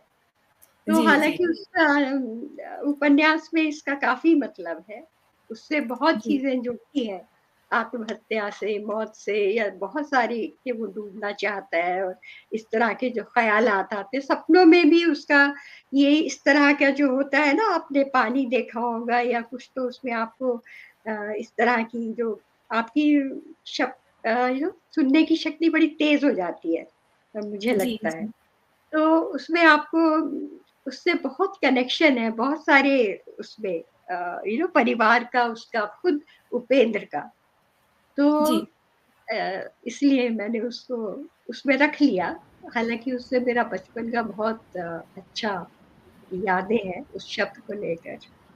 जी, बहुत अद्भुत है, रोचक, मनमोहक। धन्यवाद। जी, बेहद रोचक भी है, और इसके अलावा आपने एक पूरी पंक्ति लिखी है जो इसे मुहावरे की तरह प्रस्तुत करती है, जो वाकई आकर्षित करती है बहुत ही पढ़ते समय। और बाद में कई जगहों पर जिस तरह से आपने मुहावरों का प्रयोग किया है, और साथ ही साथ जो उपेंद्र है, नायक है, वो सोचते चलता है कि मैं तो बहुत इंटेलिजेंट तरीके से सोच रहा हूँ, लेकिन दूसरों को ये बात पता नहीं चल रही है कि मैंने कितना अच्छा मुहावरे का प्रयोग किया है। तो मुझे ये भी बात आपके उपन्यास में बहुत ही आकर्षित लगी है, बहुत रोचक लगी है। धन्यवाद जी, बहुत बहुत धन्यवाद दिव्या जी। और चलिए, आज हमारा कार्यक्रम बहुत ही मज़ेदार चल रहा है और काफ़ी सारे लोग हमारे साथ यूट्यूब पर भी जुड़े हुए हैं, लेकिन कार्यक्रम को जल्दी जल्दी आगे बढ़ाते हैं हम, जल्दी इसलिए भी कि काफ़ी समय हमने पहले ही ले लिया है। और अब चलते हैं हमारे अध्यक्षता कर रहे श्री जितेंद्र श्रीवास्तव जी की तरफ, लेकिन उनको मंच सौंपने से पहले मैं उनके बारे में भी पढ़ना चाहूँगी, उनका परिचय। तो जितेंद्र श्रीवास्तव जी देवरिया उत्तर प्रदेश में जन्मे और JNU नई दिल्ली से उच्च शिक्षा प्राप्त करने वाले प्रतिष्ठित कवि आलोचक हैं। इंदिरा गांधी राष्ट्रीय मुक्त विश्वविद्यालय नई दिल्ली के मानविकी विद्यापीठ में हिंदी के प्रोफेसर हैं। पूर्व में इग्नू के कुलसचिव और पर्यटन एवं आतिथ्य सेवा प्रबंध विद्यापीठ के निदेशक रह चुके हैं। इन दिनों इग्नू के अंतर्राष्ट्रीय प्रभाग के निदेशक हैं। वे हिंदी के साथ साथ भोजपुरी में भी लेखन करते हैं, प्रकाशित हो चुके हैं। इन दिनों हालचाल, अनुभय कथा, असुंदर सुंदर, बिल्कुल तुम्हारी तरह, कायांतरण, सूरज को अंगूठा, जितनी हंसी तुम्हारे होठों पर उजास। कवि ने कहा, बेटियां रक्त सा लाल एक फूल, स्त्रियां कहीं भी बचा लेती हैं पुरुषों को। ये कविता है। भारतीय समाज, राष्ट्रवाद और प्रेमचंद शब्दों में समय आलोचना का मानुष मर्म, सर्ज का स्वप्न, विचारधारा, नए विमर्श और समकालीन कविता, उपन्यास की परिधि, रचना का जीव द्रव्य, कहानी का क्षितिज, कविता का घनत्व, आस्था और विवेक, ये इनकी आलोचनाएं हैं। प्रेमचंद कहानी समय, प्रेमचंद स्त्री जीवन की कहानियां, प्रेमचंद दलित जीवन की कहानियां, प्रेमचंद दलित एवं स्त्री विषयक विचार, प्रेमचंद स्वाधीनता की कहानियां, प्रेमचंद किसान जीवन की कहानियां, प्रेमचंद हिंदू मुस्लिम एकता संबंधी कहानियां, शोर के विरुद्ध सृजन सहित कुछ अन्य पुस्तकों का इन्होंने संपादन किया है। गोदान, रंगभूमि और ध्रुव स्वामिनी जैसी कुछ कालजयी पुस्तकों की पुनर्प्रस्तुति के लिए उनकी संक्षिप्त भूमिकाएं भी लिखी हैं। वे कई कविताओं का अंग्रेजी और भारतीय भाषाओं में उनकी कई कविताओं का अंग्रेजी और भारतीय भाषाओं में अनुवाद हुआ है। लंबी कविता सोन चिरई की कई नाट्य प्रस्तुतियां हो चुकी हैं। कई विश्वविद्यालयों के कविता केंद्रित पाठ्यक्रमों में कविताएं शामिल हैं और कविताओं पर देश के कई महत्वपूर्ण विश्वविद्यालयों में 10 से अधिक शोध कार्य हो चुके हैं और कुछ चल भी रहे हैं इस समय। और साहित्यिक पत्रिका उम्मीद का इन्होंने संपादन किया है। नई उम्मीद का संपादन कर रहे हैं इस समय और अब तक कविता के लिए इन्हें भारत भूषण अग्रवाल सम्मान मिला है। आलोचना के लिए देवी शंकर अवस्थी सम्मान सहित हिंदी अकादमी दिल्ली का कृति सम्मान, उत्तर प्रदेश हिंदी संस्थान का रामचंद्र शुक्ल पुरस्कार, उत्तर प्रदेश हिंदी संस्थान का विजय देव नारायण शाही पुरस्कार, भारतीय भाषा परिषद कोलकाता का युवा पुरस्कार, डॉक्टर रामविलास शर्मा आलोचना सम्मान, परंपरा ऋतुराज सम्मान और गोपाल कृष्ण रथ स्मृति सम्मान वे ग्रहण कर चुके हैं। और मैं इन्हें आमंत्रित करती हूँ कि वे आज अपना अध्यक्षीय वक्तव्य हमारे सामने प्रस्तुत करें। हार्दिक स्वागत है जितेंद्र जी। बहुत बहुत धन्यवाद पूजा जी। आज इस संगोष्ठी ही कहना चाहिए, आजकल नए नए शब्द चलते रहते हैं, लेकिन गोष्ठी जिस भी रूप में हो गोष्ठी ही होती है, तो संगोष्ठी है। इस संगोष्ठी में स्वयं आदरणीय दिव्या जी उपस्थित हैं, आदरणीय अनिल जी उपस्थित हैं, पूजा जी संचालन कर रही हैं, रीता जी हैं, गृह स्वामिनी पत्रिका की ओर से खुद अर्पणा जी हैं और बहुत सारे मित्र जो जुड़े हुए हैं। बड़ी लेखिका नासिरा शर्मा भी इसमें जुड़ी हुई हैं और बहुत सारे मित्र जो इसे YouTube पर देख रहे हैं या भविष्य में देखेंगे, आप सबको नमस्कार, आप सबका अभिनंदन। बहुत सारी बातें हो चुकी हैं। आदरणीय अनिल जी ने बहुत विस्तार से इस उपन्यास के बारे में बात की है। मैं भी 2 अवसरों पर इस उपन्यास पर चर्चा कर चुका हूँ। एक बार दिव्या जी की उपस्थिति में ही दिल्ली में, और एक बार एक और YouTube चैनल की चर्चा में विस्तार से मैंने इस पर बात की है, इस उपन्यास पर। और ये उपन्यास है भी विस्तार से बात करने लायक ही। 587 पृष्ठों का उपन्यास है, यानी कि लगभग 600 पृष्ठों का उपन्यास, और बहुत सघन छपाई में ये लगभग 600 पृष्ठों का उपन्यास है। जब मैं ये कह रहा हूँ तो दरअसल मेरा उद्देश्य यह है कि यह आसान बात नहीं होती है। 5 पृष्ठ 10 पृष्ठ की कहानी लिखने में सांस फूल जाती है।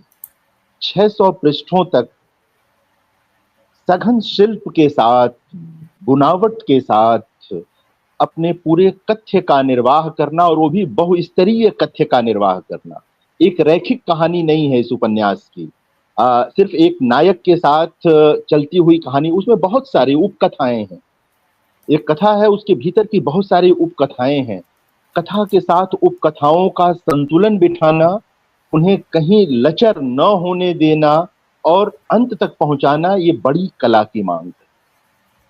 जो शिल्पगत सजगता है, रचनाकार को वह भी बड़ा बनाता है। देखिए क्या है कि कई बार विषय वस्तु तो बहुत सारे लोग एक जैसे उठा लेते हैं, लेकिन उसका निर्वाह और उसकी प्रस्तुत, यानी उसका जो शिल्पगत, जो उसका फॉर्म का मामला है, वो उसे बहुत महत्व देता है और महत्वपूर्ण बनाता है। बहुत लंबी लंबी बहसें दुनिया भर में हुई हैं, अलग अलग विचारधाराओं के भीतर हुई हैं, फॉर्म और कंटेंट को लेकर के, रूप और कथ्य को लेकर के बहुत तरह की बहसें हुई हैं, सिर्फ मार्क्सवाद में नहीं। लगभग जितनी साहित्यिक बहसें होती रही हैं वहाँ ये प्रश्न आता रहा है। ये उपन्यास इसलिए भी मानीखेज है, बहुत अर्थपूर्ण है यह उपन्यास कि इस ढंग से दिव्या जी ने इसका निर्वाह किया है, बहुत प्रशंसा की जानी चाहिए। मतलब मैंने देखा है 100 पेज के उपन्यास, यानी उपन्यासिका जिसे कहना चाहिए, नावेला जिसे कहते हैं, उसमें लोग बिखर जाते हैं, नहीं संभाल पाते हैं चीजों को। 600 पृष्ठों तक इतना सुंदर निर्वाह। मैं कई जगह चाहता था कि मैं ढूंढूं कोई ऐसी जगह जहां लगे मुझे कि कथा डगमगा सी गई है, लेकिन ऐसा हुआ नहीं। तो ये देखिए हमारा काम है इस तरह ढूंढना, और अगर न मिले तो प्रशंसा करना भी हमारा काम है कि हम दोनों काम करें। जो एकेडमिया है ना, देखिए उपन्यास पढ़ना, उसका आस्वाद करना एक बात है, लेकिन जो अकादमिक दुनिया होती है, यानी आलोचना का जो मुख्य परिसर है, जहां कृतियां विश्लेषित की जाती हैं, उनके औजार विकसित किए जाते हैं, वहां हम ये दोनों काम बहुत मुक्त ढंग से करते हैं, यानी कमियां ढूंढने का भी और प्रशंसा करने का भी। तो ये दोनों चीजें रहती हैं। तो मैं इसलिए यहाँ से इसको शुरू कर रहा था। बहुत अच्छी बातें आप सबने की, और अनिल जी ने, तो मैं फिर कह रहा हूँ बहुत विस्तार से, रीता जी ने भी कहा, शिखा जी ने भी अपनी बात ठीक ढंग से लिखी है, संक्षिप्त है लेकिन अच्छा है। यह पूरा उपन्यास चेतन और अवचेतन के बीच की यात्रा है। आप कई बार चेतन अवचेतन का गहरा द्वंद्व, अंतर्द्वंद्व आपको यहाँ दिखाई देगा। कभी लगेगा कि जो चेतन रूप है वह उपन्यास को आगे ले जा रहा है, कभी लगेगा कि जो अवचेतन में समाई चीजें हैं बहुत सारी, वो भी अच्छा, जब मैं कह रहा हूँ चेतन और अवचेतन, तो यह सिर्फ व्यक्तियों के चेतन अवचेतन की बात नहीं कर रहा हूं मैं। यह जो हमारा सामाजिक सांस्कृतिक कंस्ट्रक्ट है, मैं उसके भी चेतन अवचेतन की बात कर रहा हूँ। जो हमारा पूरा सोशियो कल्चरल जो हमारा पूरा कंस्ट्रक्ट होता है, वहां भी बहुत सारी ऐसी चीजें होती हैं जो हमें दिखती नहीं है, लेकिन वो हमारे जीवन को प्रभावित करती हैं, हमारे जीवन में वो इस तरह रच बस जाती हैं, हम उन्हें देख नहीं पाते, समझ नहीं पाते। दिव्या जी ने इसको बहुत सलीके से उभारा है, बहुत सही बातें यहाँ कही गई, और पहले मैं भी इस पर सहमत रहा हूँ। और बहुत कम प्रवासी रचनाकार हैं जो भारतीय जीवन को इतने विश्वसनीय ढंग से इतने लंबे समय बाद, मतलब प्रवास में इतना लंबा समय गुजार लेने के बाद भी दर्ज कर पाते।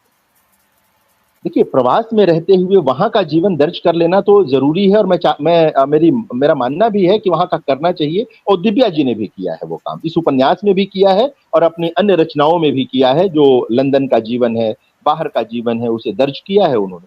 इस उपन्यास में दोनों जीवन, यानी भारत का वह जीवन जो इस कथा का एक तरह से आरंभिक लोकेल सुनिश्चित करता है, वो उस जीवन को शाहदरा, वो दिल्ली, वो मेरठ, वो सारी चीजें जो इसमें आती हैं, और बाद में लंदन और सिंगापुर जैसा जो जीवन है, वो सारी चीजें। यह भी बहुत महत्वपूर्ण है कि कैसे कहीं कोई किसी भी पक्ष के को लेकर के वो उसकी ओर झुकती नहीं है, बहुत आलोचनात्मक विवेक के साथ वो कथा का निर्वाह करती हैं। चाहे वो शाहदरे का जीवन रहा हो, जहां उनका बचपन, उन्होंने बहुत ईमानदारी से स्वीकार किया है इस उपन्यास के बिल्कुल आरंभ में, आभार व्यक्त करते हुए उन्होंने अपने भाई को याद करते हुए बताया है कि शाहदरा की उन गलियों में फिर से वो गई, और देखा, जाहिर है 50 वर्षों में न वो शाहदरा है, न वो लोग हैं, न वो दिल्ली है। जब मैं जवाहरलाल नेहरू यूनिवर्सिटी पढ़ने आया था, तब में और अब में इस दिल्ली में कितना पानी बह गया। हम जब जेएनयू आए थे और जिस जेएनयू को हमने देखा, बहुत सारी चीजें बदल गई है, तो नहीं रह जाता, लेकिन हमारा एक जीवन बराबर हमारी स्मृति में रहता है। हमें इस बात का विस्मरण नहीं करना चाहिए। एक जीवन हमारा वास्तविकता में होता है जहां हम होते हैं, और हमारा एक जीवन हमारी स्मृति में होता है। यहीं पर इस उपन्यास को अगर आप और बहुत काव्यात्मक ढंग से कहना चाहें तो कह सकते हैं कि जीवन किसी एक मौसम का नाम नहीं है, जीवन कोई एक मौसम नहीं है, ये बहुत सारे मौसमों का समुच्चय है जीवन। जो इस उपन्यास के नायक का भी जीवन, कोई एक मौसम नहीं है उसके जीवन का, जहां से वो चलता है और जहां अंत में पहुंचता है, वो जो एक तरह से उसके जीवन मतलब बहुत लंबा समय भले ही ना हो, लेकिन वो जिस अंतराल को वो व्यक्त करता है, उस पूरी यात्रा को व्यक्त करता है, वो ये बताता है कि ये बहुत सारी चीजें हमारे जीवन को प्रभावित करती हैं। तो पहली बात तो मुझे यही कहनी थी। दूसरी बात जिसको आप सबने रेखांकित किया बहुत सुंदर ढंग से, कि पितृसत्ता की पहचान करता है यह उपन्यास। कोई भी बड़ा रचनाकार, कोई भी महत्वपूर्ण रचनाकार, जो मैं कह रहा था, किसी मोहपाश में नहीं आता। प्रेमचंद को आप याद कर रही थी। प्रेमचंद इसीलिए बड़े हैं कि वो अपने समय की, अपने समाज की विडंबनाओं की अचूक पहचान करते थे। और कोई भी कवि, कोई भी कथाकार तभी बड़ा और महत्वपूर्ण बनता है जब वो अपने समय की विडंबनाओं को, यानी कि अपने लोकेल में जहां है वहां की विडंबनाओं को भी और वैश्विक विडंबनाओं को भी इंगित कर पाता है, वहां उंगली रख पाता है। और रखा है इसमें इन्होंने सिर्फ पितृसत्ता को लेकर नहीं, जिस पूरे यौन संबंधों की चर्चा अभी हो रही थी, वह भी उसके भीतर जो बहुत सारी विडंबनाएं काम करती हैं, बहुत सारी चीजें काम करती हैं, वहां पर भी बहुत विश्वसनीयता के साथ, बहुत सधे ढंग से दिव्या जी ने हाथ रखा है, उंगली रखी। कहीं कोई आप देखेंगे, कहीं कोई अश्लीलता जैसी चीज का स्पर्श भी नहीं, जबकि कई ऐसे प्रसंग हैं जहां पर वो फूहड़ हो सकते थे। चीजें वो जानती हैं कि दरअसल क्या है कि डॉक्टर जो होता है वो जानता है कि दवा कहाँ लगानी है, इंजेक्शन कहाँ लगाना है और कैसे लगाना है। लेखक की पूरी प्रक्रिया देखिए, हमारे साहित्य में जो हम लोग विरेचन की बात करते हैं ना, कैथारसिस, ये आयुर्वेद से, चिकित्सा शास्त्र से आया हुआ शब्द है हमारे वहाँ। काव्य शास्त्र की परंपरा में विरेचन, कैथारसिस जो है वो आयुर्वेद से आया हुआ शब्द है। तो यह जो विरेचन की पूरी प्रक्रिया है, उसमें रचनाकार तभी विरेचित कर पाता है जब उसे पता होता है कि कहाँ कहाँ हमें क्या करना है। घाव कहीं और है और मरहम कहीं और लगेगा तो बात नहीं बनेगी, लेखन में भी नहीं बनेगी। तो सही जगह घाव की पहचान करती हैं दिव्या जी, चाहे वो होमोसेक्सुअलिटी का प्रश्न हो, बाल शोषण का प्रसंग हो, या यहाँ तक कि स्त्री के निम्फोमेनिक होने की जो एक चीज है। बहुत कम स्त्री रचनाकारों ने स्त्री जीवन की इस विडंबना पर हाथ रखा है, और जिस विश्वसनीय ढंग से उन्होंने उस पर हाथ रखा है, उसकी प्रशंसा भी की जानी चाहिए। और वो सीखने की भी चीज है, हम सबके लिए सीखने की चीज है। जो साहित्य में है, जो रचना चाहते हैं, वो बहुत महत्वपूर्ण चीज है ना। कैसे चीजें सक्सेस और धन लोलुपता इस समय का एक वैश्विक कह सकते हैं कि समस्या बन गई है। वो लोगों की चीज में यही चीजें लोगों को लुभा रही हैं, बना रही हैं। यह उपन्यास बहुत सूक्ष्म ढंग से, बहुत बारीक ढंग से इसको सामने रखता है। यह उपन्यास प्रेम के कई रूपक लेकर आता है।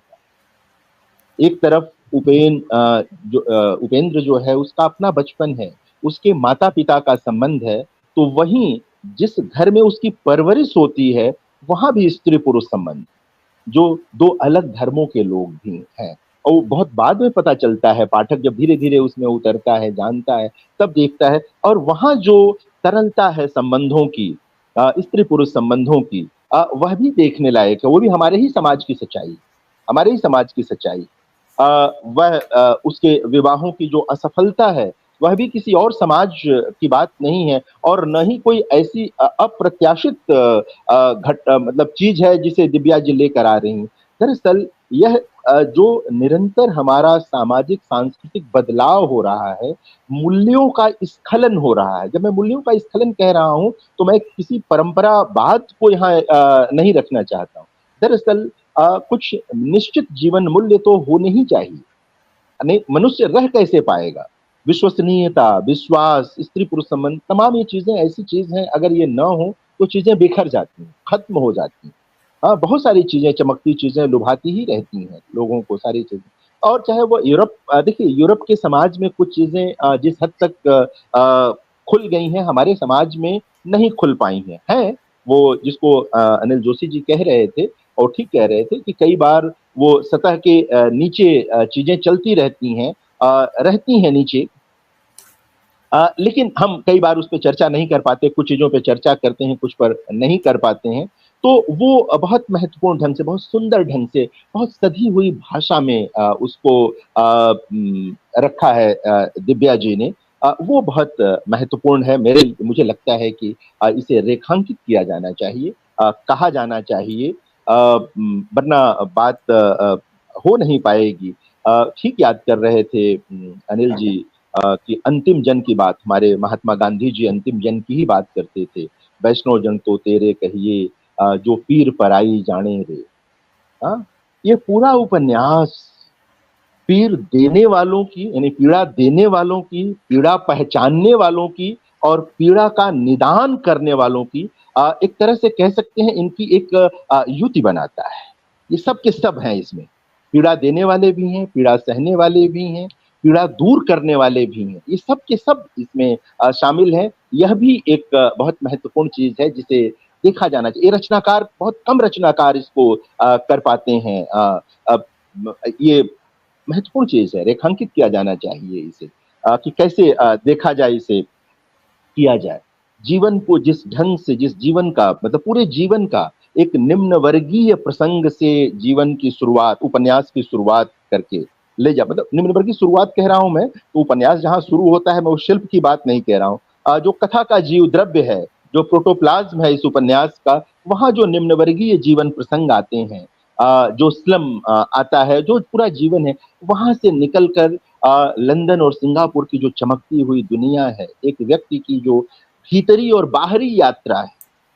अगर आप उपेंद्र की सिर्फ बाहरी यात्रा को देखेंगे तो उपन्यास नहीं पकड़ में आएगा। सिर्फ उसकी भीतरी यात्रा को देखेंगे तो भी यह उपन्यास आपकी पकड़ से बाहर चला जाएगा। लगातार उसके साथ आपको देखना पड़ेगा, तभी चलेगा। और सिर्फ उपेंद्र, जो अम्मी हैं उनकी भी बाहरी और भीतरी यात्रा को देखना बहुत जरूरी है। बहुत महत्वपूर्ण चरित्र हैं वो, उसको देखना चाहिए, पहचानना चाहिए इसको। एकालाप शैली में इतने बड़े उपन्यास का निर्वाह करना बड़ी बात। भाषा के सबने प्रशंसा की। हम कितने ऐसे रचनाकारों को जानते हैं, नासिरा जी बैठी हैं, उनके जैसे लोग भी बहुत कम लोग हैं जो एक साथ हिंदी, उर्दू, अंग्रेजी जबानों का इतना सुंदर प्रयोग, सार्थक प्रयोग दिखाने के लिए नहीं, आवश्यकता के अनुरूप प्रयोग कर पाए। जब मैं शाहदरे का पूरा प्रकरण पढ़ रहा था और वहां का जो पूरा संवाद, सारी चीजें देख रहा था, वो एकदम जीवंत हो उठता है, जीवंत हो उठता है। वैसे ही जब हम यूरोप में चले जाते हैं, वहां का जब हम देखते हैं, वह भी जीवंत हो उठता है। एक रचनाकार को यही साधना होता है कि कहीं वो फिसल तो न जाए, कहीं गिर न जाए, उसे खुद देखना होता है। और दिव्या माथुर ने यह काम किया है और बहुत सलीके से किया है, बहुत सलीके से किया है। मैं कई जगह देखा, और इसका कारण यही है कि इन सभी भाषाओं पर उनका अधिकार है, हिंदी पर भी, अंग्रेजी पर भी उनका अधिकार है। शाहदरे में रही हैं, वहाँ की भाषा से भी परिचित हैं, उर्दू जबान से भी वो परिचित हैं, जो कि जाहिर है कि भारत में खास करके हिंदी प्रदेशों में रहने वाले लोग अगर सजग हों तो इस दो भाषाओं के साथ उनका, हिंदी उर्दू के साथ तालमेल रहता ही रहता है, ये चीज बनी ही रहती है। गहरा जो कह सकते हैं कि, मतलब मैं इसे मनोवैज्ञानिक उपन्यास नहीं कहने जा रहा हूं, लेकिन मन की पहचान और बड़ी बात होती है। मन की पहचान तो करनी ही पड़ती है, लेकिन जो तमाम मनोवैज्ञानिक समस्याएं हैं उनकी पहचान भी रेखांकित करने योग्य है। इस उपन्यास में उसको रेखांकित किया जाना चाहिए क्रमशः, कि कैसे कहाँ कहाँ दिव्या जी उन मसलों पर बात करती हैं जिन पर बात करने से हम परिवार के भीतर भी बच जाते हैं या बचने की कोशिश करते हैं। करना चाहिए जिन पर बात, अगर उन पर बात न हो तो बहुत सारी ऐसी समस्याएं आती हैं जो जानलेवा साबित होती हैं, और वो सिर्फ व्यक्ति को नुकसान नहीं पहुंचाती हैं, अंततः समाज को नुकसान पहुंचाती हैं, एक पूरी सांस्कृतिक प्रक्रिया को नुकसान पहुंचाती हैं।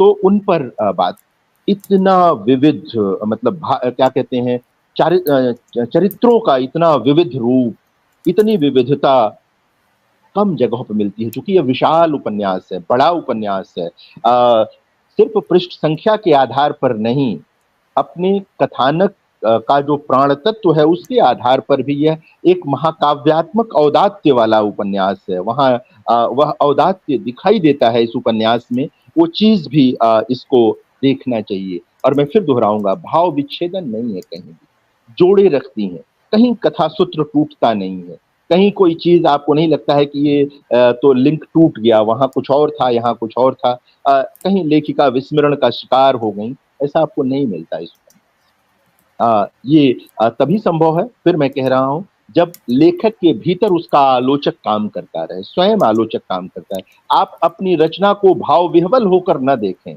आप अपनी रचना को थोड़ा मतलब थोड़े आलोचनात्मक ढंग से उस पर निगाह डालें कि भैया कुछ कुछ यहाँ हो सकता है क्या, कुछ ऐसा तो नहीं कि गड़बड़ हो। मैंने मुझे लगता है कि उन्होंने इसको देखा है और बहुत ठीक ढंग से देखा है। चूंकि यौन प्रसंगों को लेकर के बहुत सारी बात हो गई है, मैं उसको दोहराऊंगा नहीं, लेकिन वहाँ वो समस्याओं की तरह उसे रखती हैं और उनको लगता है कि यह जरूरी चीज है जीवन की, लेकिन अगर इसको सही ढंग से नहीं समझा जाएगा तो यह रोग में तब्दील हो जाता है। ये चीजें कैसे मनुष्य मन, मनुष्य जीवन और उसके बहाने मतलब कह सकते हैं कि उसके पूरे लोकेल को प्रभावित कर देती हैं।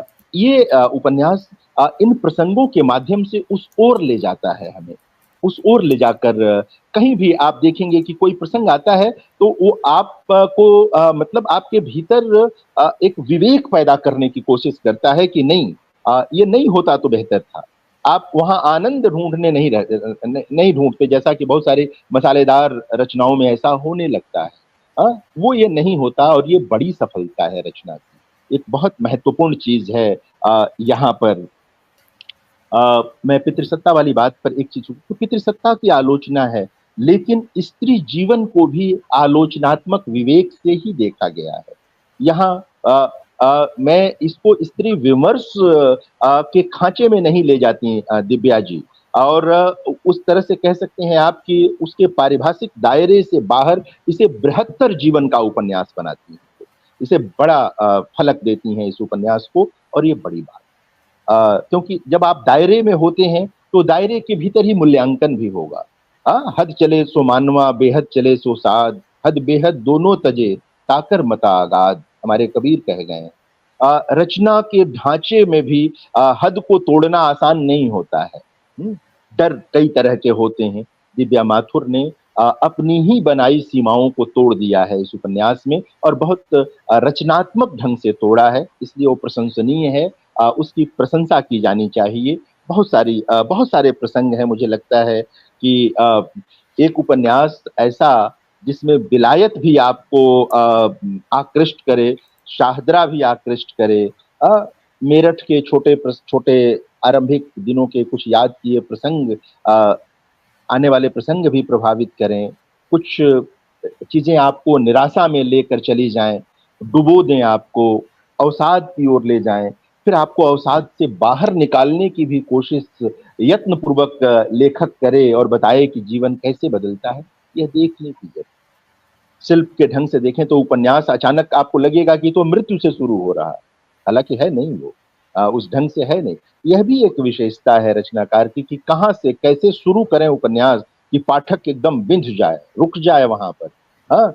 है ना, आपके पास बहुत सारी चीजें हैं, बहुत सारे लोग खड़े हैं लाइन में, लेकिन किधर की तरफ कोई निगाह उठाएगा। रचनाओं के साथ भी ऐसा होता है, हर रचना एक ही समय में आई, बहुत सारी रचनाएं हमें प्रभावित नहीं कर पाती। तो यह भी एक कला है कि कैसे चीजों को शुरू करें, कैसे रखें। तिलिस्म नाम बहुत अच्छा रखा दिव्या जी ने, आपने जिनकी भी सलाह पर रखा, अच्छा रखा। जो संगीतात्मकता आपके उस बचपन के प्रसंग में है, पानी रखने डूबने में, वो उसका एक अलग काव्यात्मक महत्व है। लेकिन तिलिस्म जब हम कह रहे हैं तो यह सचमुच एक कह सकते हैं कि यह सामाजिक ताने बाने का तिलिस्म, सांस्कृतिक ताने बाने का तिलिस्म, सिर्फ भारत नहीं, विलायत भी, बाहर भी उसके ताने बाने का, मनुष्य मन का जो तिलिस्म है उसको भी तो कई तरह का जो तिलिस्म हो सकता है, उन सब तरह के तिलिस्म को सामने रखता है और उसकी शल्य क्रिया करता है, उसकी सर्जरी करता है, ये सर्जरी करता है और बहुत सफल सर्जरी करता है। हाँ, और मतलब जहाँ जिसको जरूरत है जिस शल्य क्रिया की, और यही रचनाकार करता भी, यही रचनाकार को करना भी चाहिए कि जहाँ लगे कि सर्जरी जरूरी है वहां सर्जरी करे, जहाँ लगे कि अब टांका लगा देना जरूरी है वहां टांका भी लगाए। रचनाकार एक नए सिरे से एक विश्व रचता है, एक समाज बनाता है। हमारे वहां कवियों को प्रजापति यूं ही नहीं कहा गया हमारी परंपरा में। और जब कवि हम कह रहे हैं तो सिर्फ कविता लिखने वाला नहीं, हम गद्य लिखने वाले भी कवि ही होते हैं। जो रचता है वो सब कवि, वो सारे कवि हैं। कवि जब कहा गया तब एक ही पद था हमारे पास सर्जक के लिए, कवि। तो हमारी परंपरा में वो प्रजापति इसीलिए है कि वह जहां जरूरत है वो सर्जरी भी करेगा, जहां जरूरत है वो टांका भी लगाएगा, मरहम भी लगाएगा, सब करेगा। और दिव्या माथुर ने अपने इस उपन्यास में यह सब उस ढंग से किया है जिस ढंग से किया जाना चाहिए था। हाँ, उस ढंग से ही किया है। और मतलब आप इतना बड़ा उपन्यास जिसे देख करके एक बारगी किसी के मन में भय आए कि इतना बड़ा उपन्यास हम पढ़ेंगे, लेकिन अगर आपने शुरू कर दिया तो आप इसे खत्म किए बिना नहीं रह जाएंगे, चाहे 3 दिन लग जाए, 4 दिन लग जाए। हो सकता है कि उसमें मतलब आप घंटों घंटों इसे पढ़ें, यह बड़ी बात। हर उपन्यास, माना जाता है कि उपन्यास में पाठकीयता होती है। आज के इस कार्यक्रम में भी पाठक शब्द है जिसका जो इसका मुख्य स्लोगन बनाया गया है उसमें भी है, लेकिन हर उपन्यास अपना पाठक नहीं बना पाता। यह उपन्यास स्वाभाविक रूप से अपने पाठक बनाएगा, मुझे विश्वास है। और मुझे लगता है कि विगत वर्ष भर में उसने बहुत सारे पाठक बना लिए हैं अपने। और कृति की उम्र तो हजारों साल की होती है। कृतिकार नहीं रह जाते लेकिन कृतियां बची रहती हैं। कालिदास को हम में से किसी ने नहीं देखा, लेकिन कालिदास की कृतियां हैं। प्रेमचंद को भी हम में से किसी ने नहीं देखा, जो अभी पिछली शताब्दी में हुए थे। लेकिन उनकी कृतियां हैं। हम सब बीत जाएंगे लेकिन वो कृतियां रहेंगी, तिलिस्म भी रहेगा। हो सकता है कि हमारी ये चर्चाएं न रह जाएं, लेकिन किताब रहेगी। और सर्जक इसीलिए बड़ा होता है। मैं दिव्या माथुर को बहुत बधाई देता हूँ। वो सिर्फ वरिष्ठ नहीं है, हमारे दौर की बड़ी लेखिका हैं। और मैं सिर्फ उन्हें प्रवासी कोटे का लेखक नहीं मानता, मैं मानता हूँ कि हिंदी का जो बड़ा दायरा है, जो जिसे हिंदी की मुख्य धारा कहते हैं, वो उस दायरे के भीतर की लेखिका हैं। और उसी में उनकी महत्ता भी है। वहीं पर उनका कहीं ना कहीं लोकेट भी किया जाना चाहिए और की जाएगी। बहुत धन्यवाद गृह स्वामिनी का भी मुझे याद करने के लिए, आप सबका मुझे सुनने के लिए। बहुत बहुत धन्यवाद जितेंद्र जी। बहुत ही सुंदर, गहरा, महत्वपूर्ण वक्तव्य आपका रहा। उपन्यास की आत्मा तक पहुंचकर आप बात कर रहे हैं जितेंद्र जी। भाषा की आवश्यकता पर आपने बताया किस तरीके की भाषा है। और एक बहुत सुंदर बात कही आपने कि मौसमों का समुच्चय है जीवन, जो कि इस उपन्यास में उपस्थित है। लेखिका की शाहदरी की बात को आपने रेखांकित किया, लंदन की उनके जीवन शैली के साथ उसका तारतम्य बिठाना, और उन मुद्दों पर बात करने का साहस जिन पर हम बात करने से बचते हैं, उन पर भी आपकी गहरी निगाह है। और इन सब की आवश्यकता के साथ एक बृहद उपन्यास के भीतर जो तारतम्य है, आप उसकी बात करते हैं। आलोचनात्मक दृष्टि लेखिका की, उस पर भी आपकी सजगता से दृष्टि है। सब पर बहुत सुंदर आपका वक्तव्य, बहुत ही महत्वपूर्ण वक्तव्य रहा है आपका। बहुत बहुत धन्यवाद जितेंद्र जी, बहुत बहुत धन्यवाद। मैं आगे बढ़ना चाहूंगी कि यदि हम कोई प्रश्न पूछना चाहते हैं तो आज हमारे साथ लेखिका मौजूद हैं, दिव्या माथुर जी हैं। तो जो भी आप लोग कुछ इनसे प्रश्न पूछना चाहें आप पूछ सकते हैं। सबसे पहली शुरुआत मैं ही कर देती हूँ कि इस उपन्यास को लिखने में इन्हें कितना समय लगा? काफी साल लगे, क्योंकि बीमारी के बाद मेरी स्मरण शक्ति बहुत कम हो गई थी, और अब अभी भी है। तो मुझे उसको बार-बार पढ़ना पड़ता था याद रखने के लिए, अरे वहाँ क्या हुआ था, वहाँ क्या हुआ था। और फिर जब रिसर्च करते हैं तो मुझे इस पे काफ़ी रिसर्च करनी, शोध करना पड़ा। तो जब मैं शोध करती थी, फिर नई बात आती थी उसके सामने, तो फिर मुझे शुरू में जाके उस सबको सही करना पड़ता था। नाम के लिए ही मुझे बहुत का नाम इसका शीर्षक अंत में रखा गया। तो जब तिलिस्म रखा गया तो फिर मुझे उसको फिर से देखना पड़ा कि इसको तिलिस्म को कहाँ फिट करे उस उपन्यास में, क्योंकि मैंने उस हिसाब से नहीं लिखा था। तो फिर दोबारा से पता नहीं कितनी बार उसकी मुझे कॉपीज कि कहीं कुछ कमी ना रह जाए, कहीं कुछ बात गलत ना हो, फैक्ट्स बिल्कुल सही होने चाहिए। स्कूलों के नाम शाहदरा में और पेड़ों के नाम की, वो जो मंदिर था वहाँ पे मैंने कहा वो पीपल का पेड़ था, ये फिर बाद में जब हम गए वहाँ तो वो सच पीपल का पेड़ था। तो उसकी यादें थी दिमाग में, लेकिन बहुत सारे तथ्य थे जो छूट गए। तो उसको बार-बार देख के बार-बार बदलना और फिर रिश्तों को बदलना और शोध के अब इसका अंत भी जो है मैंने उसके अंत को खुला छोड़ा है, क्योंकि मुझे समझ नहीं आ रहा था मैं अब कहाँ जाऊँ, और वो खत्म नहीं होके दे रहा था। वो मानने को तैयार नहीं था कि मेरा अब ये चरित्र जो है उपेंद्र का, ये जाने कहाँ से मेरे दिमाग में आया, क्योंकि मैं ऐसे किसी को नहीं जानती थी उसको ये पुरुष को, कि जिसको ये सब बचपन हुआ या जिसको ये सब हुई। वो आया और मेरे से उसने लिखवाया, हालाँकि वो, और मैं हैरान हूँ कैसे लिखवाया। और जब लिखा तो फिर मुझे शोध करना पड़ा, क्योंकि इन विषयों को, क्योंकि मैं नहीं जानती हूँ इतना पुरुषों के बारे में, या उनके जो सेक्सुअल इन्यूएंडोज़ हैं, उन सबको जब वो खुद ही बता रहा है कि ये प्रॉब्लम्स है उसे, तो उनको प्रूव करने के लिए शोध करना पड़ा, और शोध किया तो फिर वो बार-बार बदल रहा था नॉवल। तो और अंत में मैंने फिर उसको छोड़ा कि नहीं, बस अब इसे खत्म करो, बहुत हो गया, कई साल हो गए।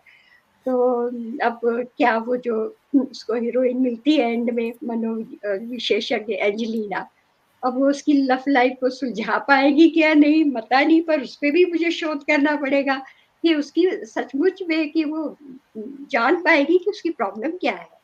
क्योंकि उसकी बहुत सारी दुविधाएँ हैं।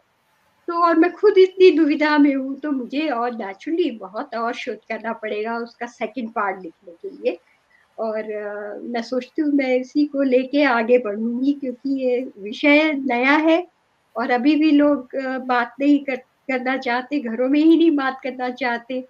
और मतलब विशेषज्ञों के पास जाना तो असंभव है। एक तो इतने उनका खर्चा बहुत होता है, और उसको उनके पास जाना ही एक टैबू है कि अगर ये पता लग जाए कि आप साइकियाट्री से वो करा रहे हैं, तो फिर आपका तो एंड समाज में। तो इसलिए वो विदेशों में भी यही सूरत-ए-हाल है। अगर हम कहें कि हाँ, हम बहुत आधुनिक है, यहाँ ऐसा नहीं होता, या अमेरिका में तो हो रहा है, जिसको देखो हर एक जाता है साइकियाट्रिस्ट के पास, कुछ ना कुछ प्रॉब्लम हर एक को है। शादी के बाद तो और भी, नहीं है तो भी। अब यहाँ के बच्चों का अगर वो रिलेशन नहीं बनता कम उम्र में, तो वो डिप्रेशन में आ जाते हैं कि क्यों नहीं बना, कुछ गड़बड़ है, तो छोटी उम्र से उनको वहाँ पे ले जाया जाता है, जीपी रेफर करते हैं कि आप विशेषज्ञ के पास जाइए। तो ऐसा नहीं है कि यहाँ भी वही सूरत-ए-हालात है। और कि मुझे लगता है कि अब मेरे पास इतना मटेरियल हो जाए कि मैं उसको आगे बढ़ा पाऊँ। पर मैं सचमुच हृदय से आभार प्रकट करती हूँ आज आपका सबका, जितेंद्र जी, अनिल जी, रीता रामदास जी, शिखा जी। ये मेरे लिए सचमुच बहुत गौरव का विषय है कि आप सब बोले और इतना अच्छा बोले, और मैं बहुत कुछ सुन नहीं पाई जो मैं अब रिकॉर्डिंग में सुनूँगी। और मैं इतनी घबरा गई थी, अभी भी इतनी घबराई कि पता नहीं कब बंद हो जाए, क्योंकि इस एरिया में काम हो रहा है। ऐसा होता नहीं है, लेकिन ये नया मैंने इंटरनेट जब से लिया है ब्रॉडबैंड, मुझे कुछ तकलीफ आ रही है। जी, कोई बात नहीं, ये सब चीज़ें तो चलती रहती हैं, सामाजिक कार्यक्रम है, सब ये चीज़ें होती रहती हैं, आप चिंता मत ये ना बहुत करें। अच्छा और संचालन किया बहुत है, अच्छा बहुत-बहुत आज धन्यवाद। बिल्कुल, और बहुत बहुत अच्छी सारे चर्चा जो हो मेरे गई। जुड़े हुए हैं यूट्यूब से, मैं उन सबका बहुत-बहुत आभार जी, हमारे जो दर्शकगण जुड़े हुए हैं उनमें से डॉक्टर वंदना मिश्रा आपसे पूछ रही हैं कि इस उपन्यास को लिखने के लिए कौन से ग्रंथों को पढ़ा आपने? हाँ, ग्रंथ तो मैंने बहुत पढ़ा है, मैं पढ़ती बहुत हूँ और सब भाषाओं के है ना अनुवाद अंग्रेजी में पढ़ती हूँ और पढ़ना मुझे बहुत अच्छा लगता है, लिखने से ज्यादा मुझे पढ़ना पसंद है। तो अब ये मैं नहीं कह सकती कि ग्रंथ पढ़े, हाँ मैंने एनसाइक्लोपीडिया और गूगल में बहुत सर्च किया है, शोध किया है।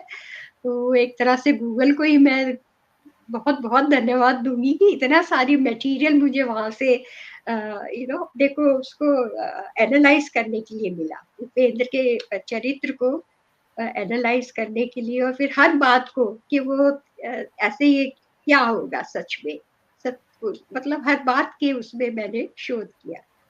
तो उसके लिए गूगल का भी बहुत बहुत धन्यवाद और बहुत सारे दोस्तों का बहुत बहुत धन्यवाद। यहाँ पर एक मेरे दोस्त है विदेश में, एडवर्ड क्रास, जिन्होंने मुझे संबंधों के विषय में बहुत मदद करी। वो हिस्टोरियन है और तो हर बात में जो उसके रिलेशनशिप है यहाँ पर, जो उसकी यहाँ वाली दो वाइफ से, तो उसके विषय में हमने बहुत चर्चा की, क्योंकि मुझे खुद इतना नहीं मालूम था रिलेशनशिप्स के बारे में।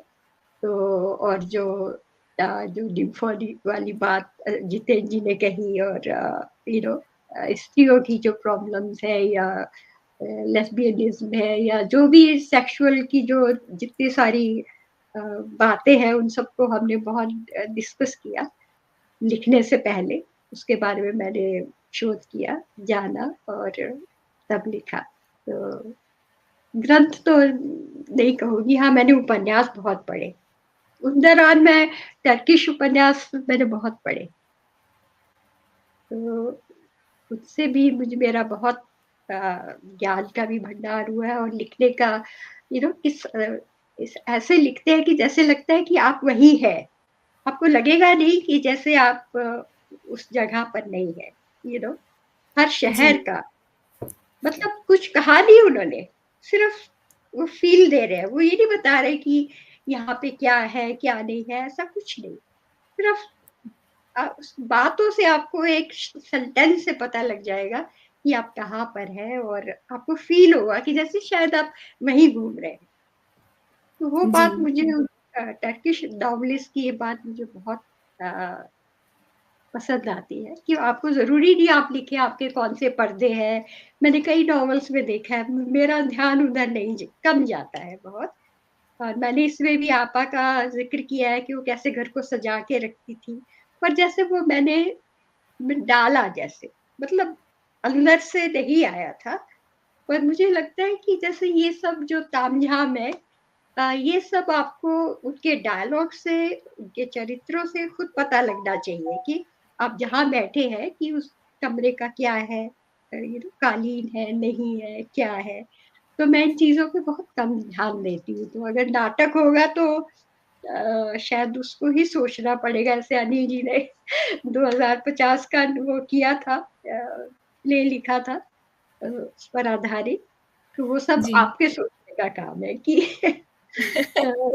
साज सज्जा कैसी होगी। पर पर्सनली जब मैं कुछ पढ़ती हूँ तो मुझे लगता है कि वो जैसे उसकी जरूरत नहीं थी, मुझे उस चरित्र के बारे में जानना है रादर देन कि वहां पे तकिए रखे हैं या कौन सा खिड़की कहाँ पर है। और कई लोग इसकी इतनी डिटेल में जाते हैं ना कि पर मैं वो नहीं कर सकती। मैं उस पे ही आधारित रहती हूँ अपने चरित्रों पर। जी जी जी, बहुत सच्ची स्वीकारोक्ति है आपकी। आपने सब सच सच बताया कि किस तरह से आपने इसके ऊपर शोध किया है, कहाँ से शोध किया है। फिर भी एक सवाल मैं जानना चाहूंगी कि उपेंद्र को आपने एक धार्मिक परिवार से उठा करके दूसरे धार्मिक तरीके के परिवार में डाला है, तो आपको एक बार डर नहीं लगा कि वो पात्र किस तरह से व्यवहार करेगा वहां पर, उसका पूरा जीवन बदल सकता है? उसके पास कोई चॉइस नहीं थी। मैं उसके साथ चलती गई जीवन में, जैसे जैसे उसका सड़कों पे सोया या फिर उसको परिवार मिल गया या फिर ये सब जो हुआ वो नेचुरली हुआ। मैंने ये नहीं सोचा कि वो वहां जाएगा तो क्या होगा, उसको परिवार मिला और फिर वो परिवार इतना खूबसूरत था, उनके संबंध बिल्कुल अलग थे उसके अपने माँ बाप से, बिल्कुल ऑपोजिट लोग जी। थे। और इतना खूबसूरत रिश्ते मैंने देखे हैं, यहाँ भी देखे हैं।